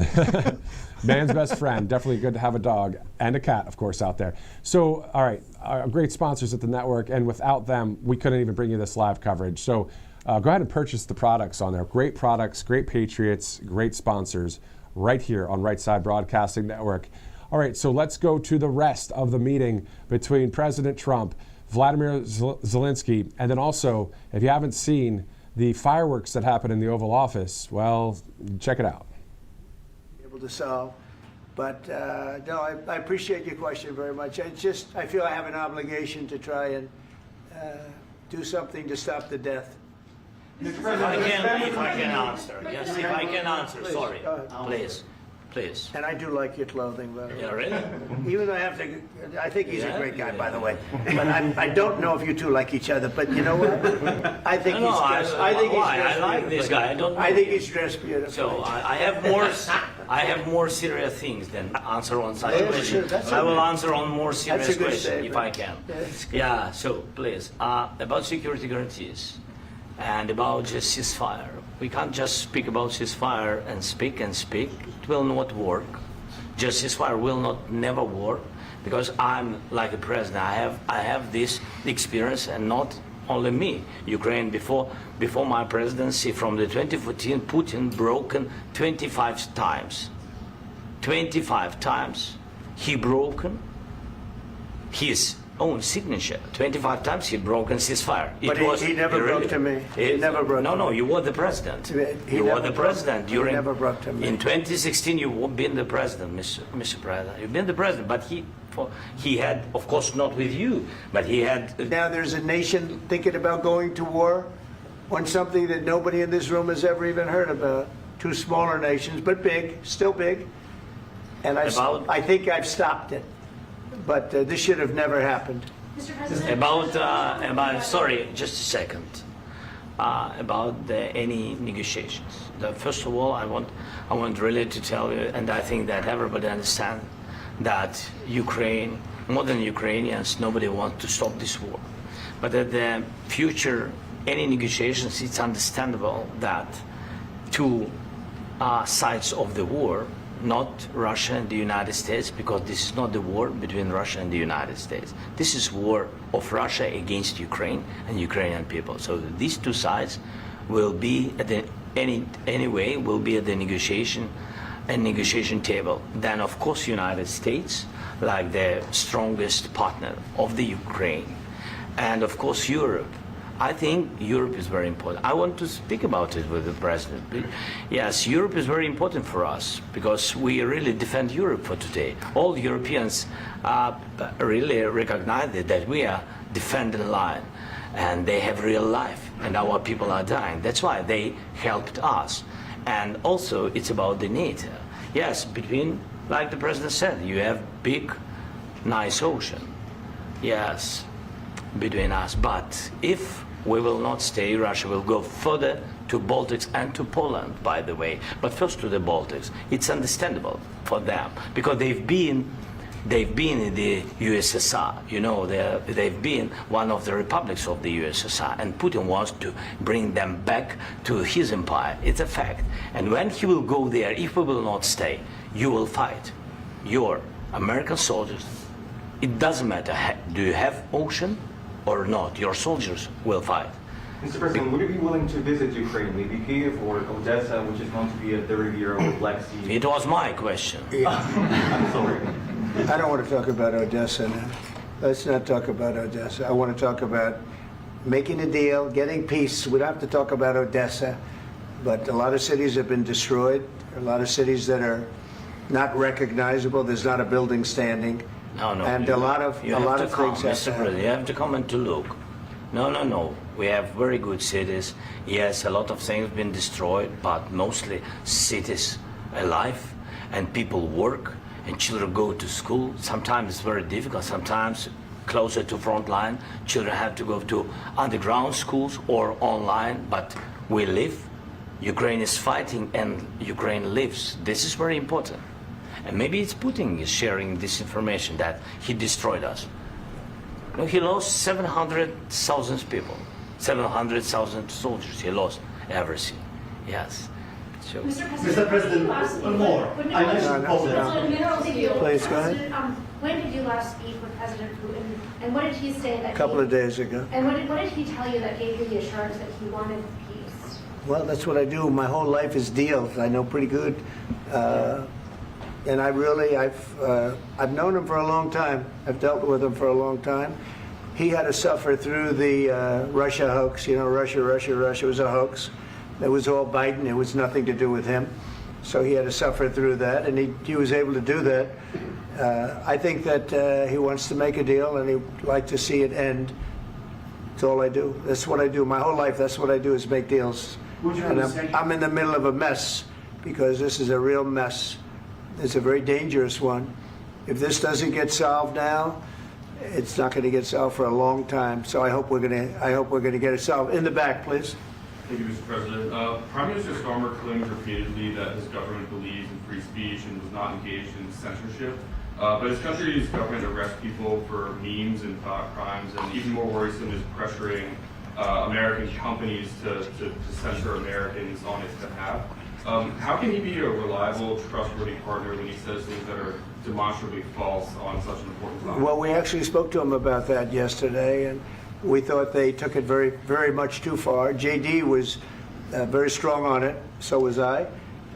So was Marco. And we've been speaking to him about it. Marco, would you like to say something about that? Yeah, we have concerns, obviously, with the conduct of theirs, particularly as it impacts Americans. And there's real concern that American speech, which is online, could fall into the hands of British or any country's jurisdiction.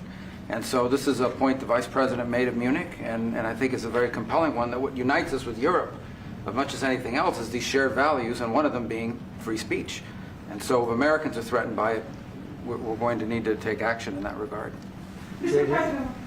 It's actually a very important question. We spoke about this in detail with the Prime Minister, the Foreign Secretary, and others at lunch yesterday. And I know that Secretary of Commerce Lutnick followed up in private meetings last night. This is really important. We believe Americans have the right to speak their mind, even if we in this room disagree with them. They have the right to speak their mind in the public square, which is often online these days. And we're going to defend that right as it pertains to American companies and American citizens vigorously if we have to. I do think that under the President's leadership, we're going to find common ground with our friends in the UK on this question, but it remains to be seen. The principle that will guide us is we believe in free speech in this country, and we'll fight for it for American citizens. Mr. President, on the deal, is there any other oil and gas component to the deal? Is it all critical? A little bit. We'll see. On LNG? But we're not really looking for that so much. We got a lot. We have more than anybody in the world, by far. So no, we're not talking about it too much, but a little bit. I think it affects also, but for the most part, no. And sir, is there any agreement from Ukraine to purchase U.S. LNG as part of the deal, or is that on the table at all? No, we don't need that. Some of those Mr. President, I minerals just are in wanted to the ask east, you Mr. about, President. you just mentioned that you'd spoken to Vladimir Putin a couple of days ago. Just to be clear, that's a new call, not the one that you... I've spoken to him on numerous occasions. Okay. And how was the latest call? What did you discuss? How did it go? Are you serious with that question? I am. I'd love to know. It went well. I think we're going to have a deal. On the minerals deal, Mr. President, some of those minerals are in the east of Ukraine, not far from the front lines and in areas that Russia has occupied. Will you direct President Putin to withdraw his forces from those areas if there's U.S. interest Well, there? we'll take a look at the time. We have a lot of area. It's a very big area we're talking about, so we'll take a look. I'll study that and I'll see. And who would protect those minerals if they are U.S. interests? Would that be Ukrainian forces? They'll be protected. European The agreement forces? will protect them. US The forces? agreement, yeah, we're signing an agreement. You know? Right, but what if Russia tries to invade or there's Russian aggression in those spots? I just told you I don't think that's going to happen. And if that were going to happen, I wouldn't make a deal. If I thought that was going to happen, I wouldn't make a deal. Some people may wonder why. You know, they ought to focus on CNN on survival, not asking me these ridiculous questions. Focus on surviving, because CNN's got such low ratings. I don't think they're going to survive. Let's go. Please go. I already mentioned Poland. Poland was under Russian control for decades after the Second World War. When I was a kid, I looked at the United States not only as a most powerful country, richest country in the world, the country that has great music, great movies, great muscle cars, but also as a force for good. And now I'm talking with my friends in Poland, and they are worried that you align yourself too much with Putin. What's your message for them? Well, if I didn't align myself with both of them, you'd never have a deal. You want me to say really terrible things about Putin and then say, "Hi, Vladimir, how are we doing on the deal?" That doesn't work that way. I'm not aligned with Putin. I'm not aligned with anybody. I'm aligned with the United States of America and for the good of the world. I'm aligned with the world, and I want to get this thing over with. You see the hatred he's got for Putin. It's very tough for me to make a deal with that kind of hate. He's got tremendous hatred, and I understand that, but I can tell you the other side isn't exactly in love with, him either. So it's not a question of alignment. I'm aligned with the world. I want to get the thing set. I'm aligned with Europe. I want to see if we can get this thing done. You want me to be tough? I could be tougher than any human being you've ever seen. I'd be so tough. But you're never going to get a deal that way, so that's the way it goes. All right, one more question. Hey, I want to respond to this. So look, for 4 years in the United States of America, we had a president who stood up at press conferences and talked tough about Vladimir Putin, and then Putin invaded Ukraine and destroyed a significant chunk of the country.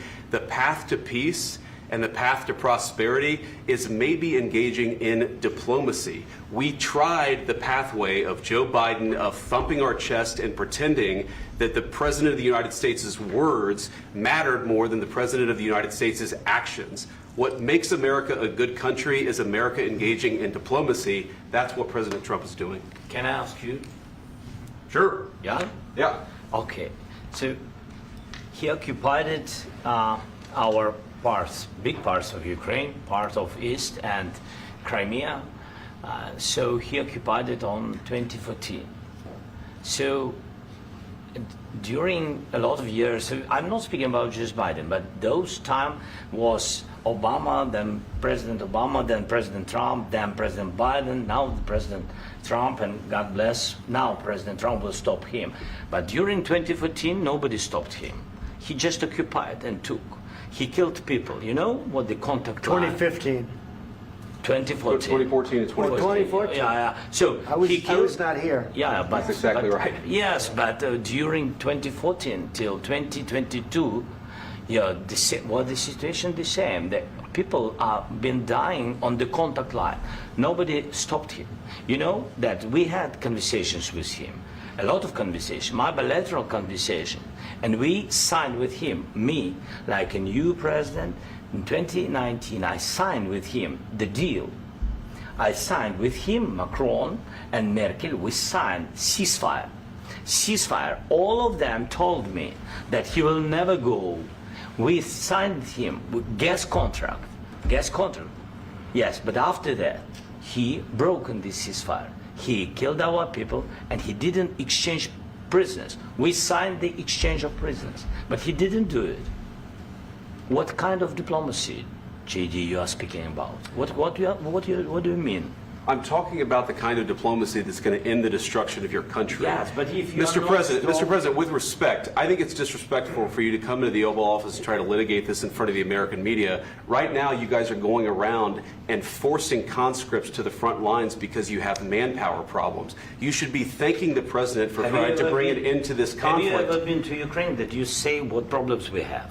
I have been to. Count once. I've actually watched and seen the stories, and I know what happens is you bring them on a propaganda tour, Mr. President. Do you disagree that you've had problems bringing people into your military? And do you think that it's respectful to come to the Oval Office of the United States of America and attack the administration that is trying to prevent the destruction of your country?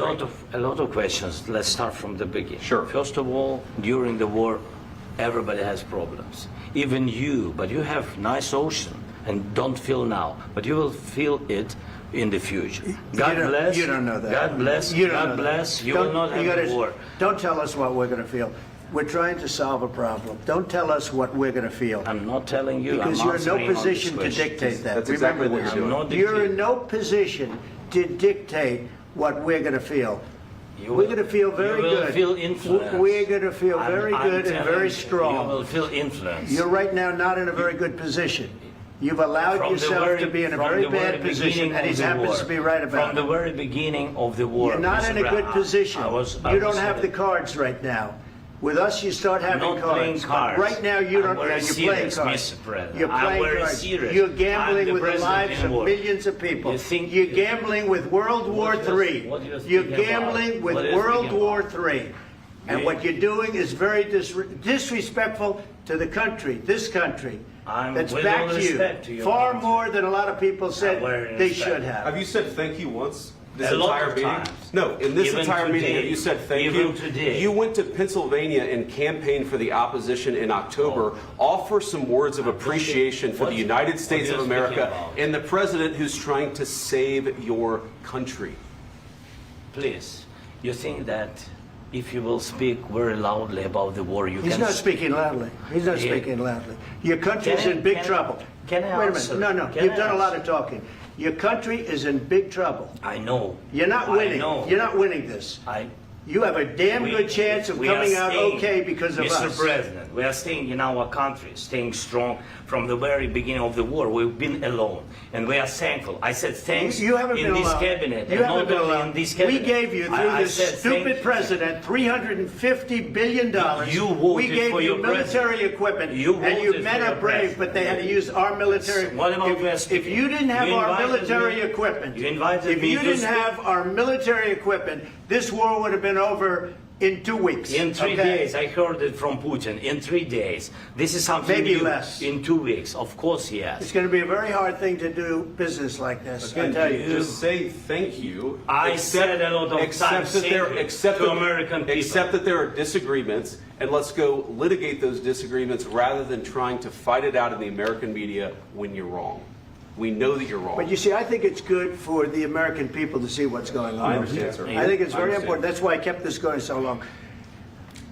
You have to be thankful.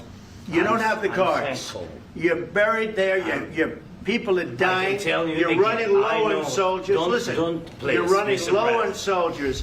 It would be a damn good thing. Mr. And President. then you tell us, I don't want a ceasefire. I don't want a ceasefire. I want to go and I want this. Look, if you could get a ceasefire right now, I tell you, you take it so the bullets stop flying and your men stop getting killed. Of course, we want to stop the war. But you're I saying said- you don't want a ceasefire. But I said to you, I want a with ceasefire. guarantees. Because you'll get a ceasefire faster than an agreement. Ask our people about ceasefire, what they think. That wasn't it doesn't with matter me. for you what that what wasn't this with me. means. It That was wasn't with you. a guy named Biden, who was not a smart person. This That is was your- with, this that was is with your Obama. president. It was your president. Excuse me. That was with Obama, who gave you sheets, and I gave you javelins. Yes. I gave you the javelins to take out all those tanks. Obama gave you sheets. In fact, the statement is Obama gave sheets and Trump gave javelins. You got to be more thankful, because let me tell you, you don't have the cards. With us, you have the cards. But without us, you don't have any cards. One more question to Mr. Vice President. I'm sorry. It's going to be a tough deal to make, Um, because the attitudes have to change. What if Russia breaks ceasefire? What if Russia breaks peace talks? What do you do then? I understand that it's a heated conversation right now. What are you but saying? what She's if asking, what if Putin Russia breaks the ceasefire? What if anything? What if a bomb drops on your head right now? But they have Okay? broken the What if they ceasefire broke it? many I don't know. times. They broke it with Biden, because Biden, they didn't respect him. They didn't respect Obama. They respect me. Let me tell you, Putin went through a hell of a lot with me. He went through a phony witch hunt where they used him and Russia. Russia. You ever hear of that deal? That was a phony Hunter Biden, Joe Biden scam. Hillary Clinton, Shifty Adam Schiff. It was a Democrat scam. And he had to go through that. And he did go through it. We didn't end up in a war. And he went through it. He was accused of all that stuff. He had nothing to do with it. It came out of Hunter Biden's bathroom. It came out of Hunter Biden's bedroom. It was disgusting. And then they said, oh, the laptop from hell was made by Russia. The 51 agents. The whole thing was a scam. And he had to put up with that. He was being accused of all that stuff. All I can say is this. He might have broken deals with Obama and Bush, and he might have broken them with Biden. He did, maybe. Maybe he didn't. I don't know what happened. But he didn't break them with me. He wants to make a deal. I don't know if you can make a deal. The problem is, I've empowered you to be a tough guy. And I don't think you'd be a tough guy without the United States. And your people are very brave. But you're either going to make a deal or we're out. And if we're out, you'll fight it out. I don't think it's going to be pretty, but you'll fight it out. But you don't have the cards. But once we sign that deal, you're in a much better position. But you're not acting at all thankful. And that's not a nice thing. I'll be honest, that's not a nice thing. All right, I think we've seen enough. What do you think? Huh? This is going to be great television, I will say that. All right. We'll see what we can do about putting it together. Thank you, sir. I need the back of this. We'll see. I don't know. All right, guys, come on. Wait, hey, guys, come on. Let's move, please.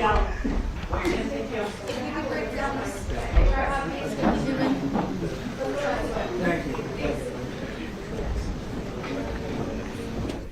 Well, there you go. I was going to say happy Friday, but holy smokes, 2:14 Eastern, Friday, February 28th. President Trump and Vice President Vance are standing up for the American people.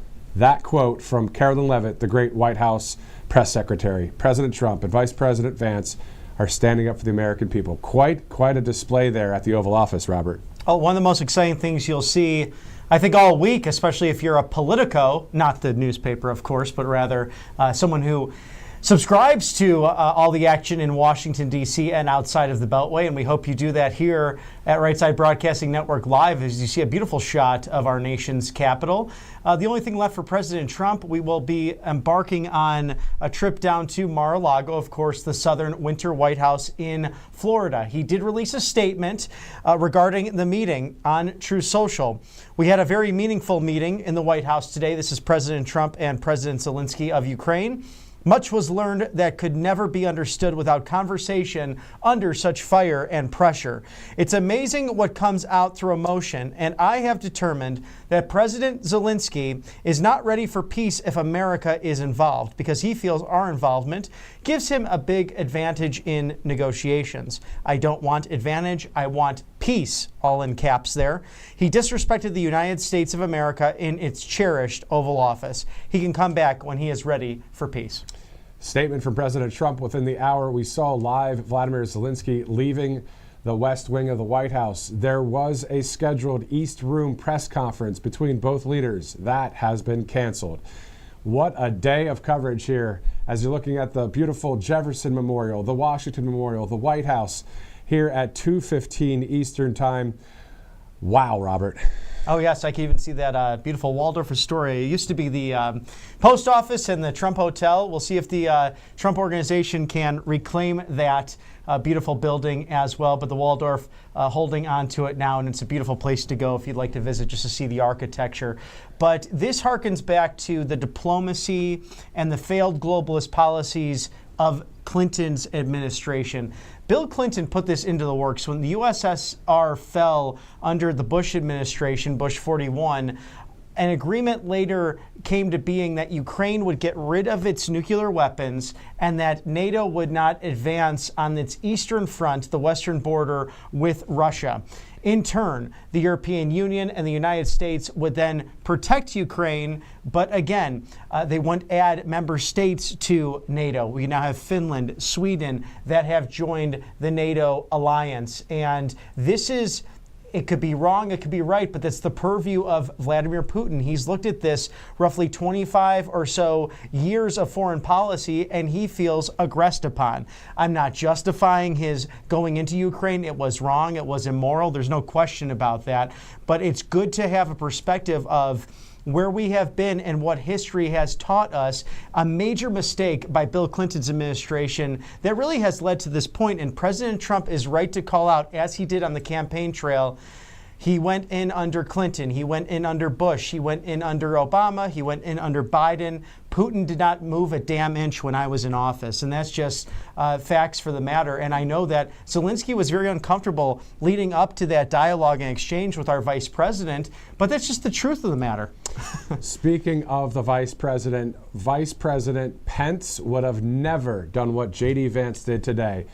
Vice President J.D. Vance just showed the American people he is a bulldog for President Trump. We've known that, but today was quite telling to see how he handled this whole thing. They're going to bat for the American people. President Trump doing the same thing like he always does. What a meeting there. Fireworks in the Oval Office, live right here on Right Side Broadcasting Network. To your point, Robert, we wish that at the end of the day, the war would just stop. That's what President Trump's trying to get done. So will the president be meeting with Vladimir Putin soon? And how will that go when we're talking about President Trump and Vladimir Putin, of course? So President Trump's doing what he can, and so is the vice president. We're still kind of in shock with today's coverage, as are many of you, with how that transpired there. But again, this was the negotiating skills that we've all heard about with President Trump, right? Well, if you've read The Art of the Deal or The Art of the Comeback, you will know that this is part of Trump's wheelhouse. He is someone who is willing to walk away. And he said there, quite frankly, if you don't sign this agreement, we're out right now. So it will bring Zelenskyy back to the table. And I will make a prediction. I think within the next 2 weeks, you'll have Vladimir Putin visiting the White House. I would not be surprised by that. And that would be quite the coverage here on Right Side Broadcasting Network. Thank you guys so much for tuning in, streaming in live, wherever you're watching. A lot of great things still as we continue on here, talking about a number of our great sponsors as well. I mean, Colonial Metals Group, freegoldguy.com/RSBN. So gold and silver, we know, is already a high value commodity. So it's great to have, if you have retirement or a bit of savings, to put it into a place that's strong, like gold and silver. Especially in moments like this is what we talk about when negotiations fail. And of course, everyone will be okay by the end of the day, except for those who are in the middle of that war-torn area between Russia and Ukraine. But this is why you need these commodities, these time-tested valuables that will protect you regardless of who's in charge, what happens with paper money, if governments go to war. President Trump really laid it out. Everything that happened with the Russia crossfire hurricane hoax and everything that was thrown at Putin. And although not necessarily the greatest guy in the world, he took a lot of heat, as President Trump mentioned in the Oval Office. So that's why you need to take care of yourself and your family with these great commodities, gold, silver, precious metals. Scan that QR code now, get that free gold guide. You'll see how gold has gone up 7,000% since 1971. I mean, that's an amazing rise, unlike any other currency in the world. Exactly. So freegoldguy.com/RSBN. Colonial Metals Group. We actually have an interview lined up around 3 o'clock with the owner of this great company as well, as we continue our live broadcast here, looking at some beautiful pictures of Washington, D.C. Again, the Jefferson Memorial, Washington Memorial, and the White House there, as we continue on with some coverage here, as we can go to Home Title Lock as well. Now, did you know that scammers literally can steal your home right out from under you by doing the following things? Now, the FBI, before I get to that, calls it house stealing. It's a growing real estate scam targeting American homeowners. And here's how it works. Go ahead, Bobby. Are you ready to go? Yes, I'm ready to go. It is just the worst thing that could happen. You need to go to HometitleLock.com/RSBN. Criminals forge your signature on one document. They use a fake notary stamp and pay a small fee. File it with the local recorder's office, and this goes over the head of the recorders, who should be on top of it, but they can go through that first phase and really create a lot of damage. And just like that, your home title has been transferred out of your name and into theirs. And by the time you find out, it might be way down the road where you can't even find where that has gone. So let me ask you, when was the last time you checked your home title? If you're like me, the answer is never. And that's exactly why scammers are counting on you. That's why I trust HomeLock, and that's HometitleLock.com/RSBN. They have immediate 24-hour, 7 days a week monitoring of your property, the urgent alerts. If there are any changes, any fraud that should happen within the United States, a restoration team will protect you up to $1 million in insurance at no additional cost. Here's the best part. We've teamed up with the Home Title Lock to give you a free title history report so you can find out if you need this service. A personal title expert, it's a $250 value, by the way, will be in contact with you just for signing up. So visit there, HometitleLock.com/RSBN.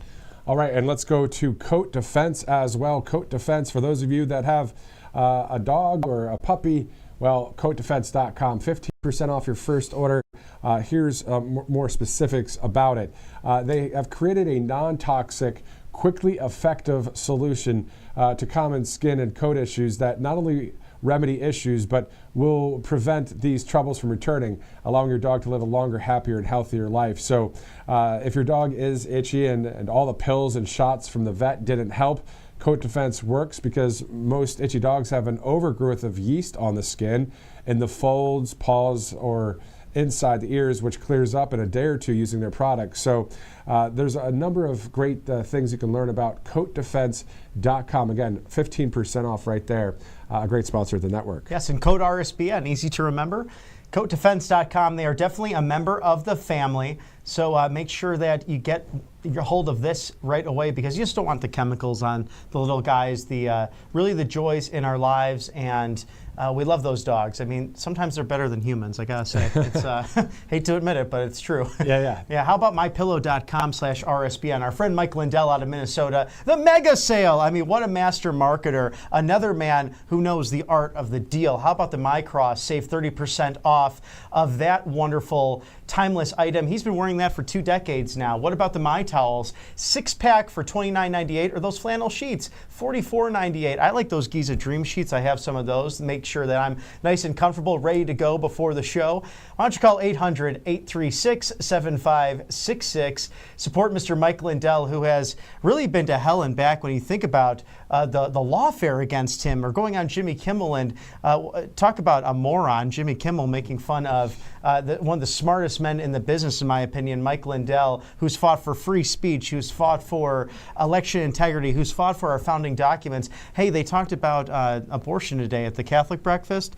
You know, that movie Unplanned? You know who helped put that movie on? That gentleman right there. He put the last $2 million into that. You could catch him in that film as well. So please support Mike Lindell, just a great patriot. MyPillow.com/RSBN, over 2,000 items for up to 80% off. MyPillow.com/RSBN. I don't know about you, but I'm going to replay and watch the Trump-Zelenskyy Oval Office meeting a few times later today, as it's about 2:25 Eastern. Before we wrap this broadcast, I want to let you know there may be more content coming soon, as in within the hour, possibly. And if we have any word of that, we will have that for you in regards to possibly what happened there at the Oval Office today. So you can stay with Right Side Broadcasting Network. Always check us out on Rumble or YouTube or X or Truth Social and on.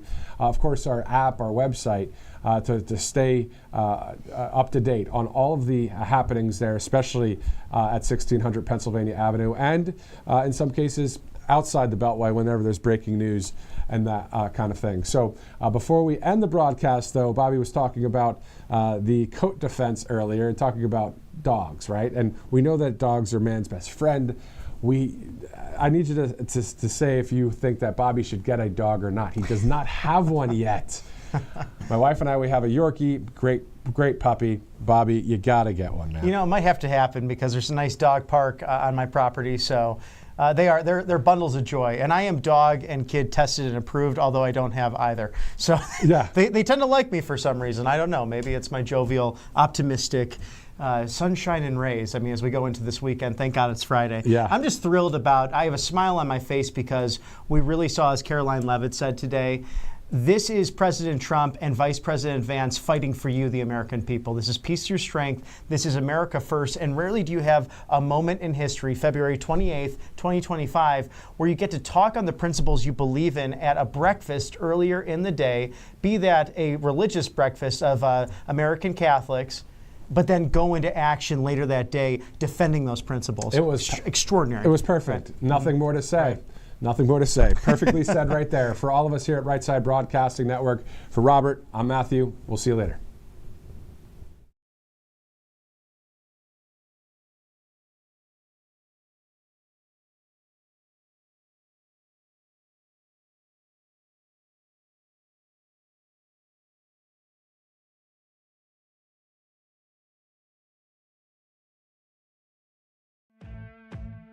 Welcome to Right Side Broadcasting Network, your trusted conservative news outlet. At RSBN, we deliver the truth when the mainstream media falls short. Since 2015, we've proudly broadcasted every single one of President Trump's iconic MAGA rallies, bringing you the excitement and energy live before anyone else. By watching RSBN, you get an unfiltered front row view of the action on the ground. We interview the crowds to give a voice to millions of Americans just like you. We show you President Trump's speeches in their entirety, free from interruptions and censorship. We cover the stories that matter to you with the integrity and passion you deserve. Thank you for choosing RSBN as your home for America First News.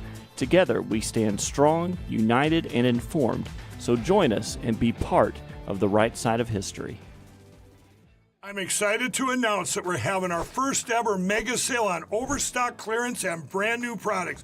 For example, save over 50% on this season's flannel sheets. Queen size only $59.98. Kings only $69.98. They sell out fast every year, so order now. Save 20% on our brand new My Crosses. They're designed in the likeness of the one I've worn every day for over 20 years. They come in men's and women's, and they're made right here in the USA.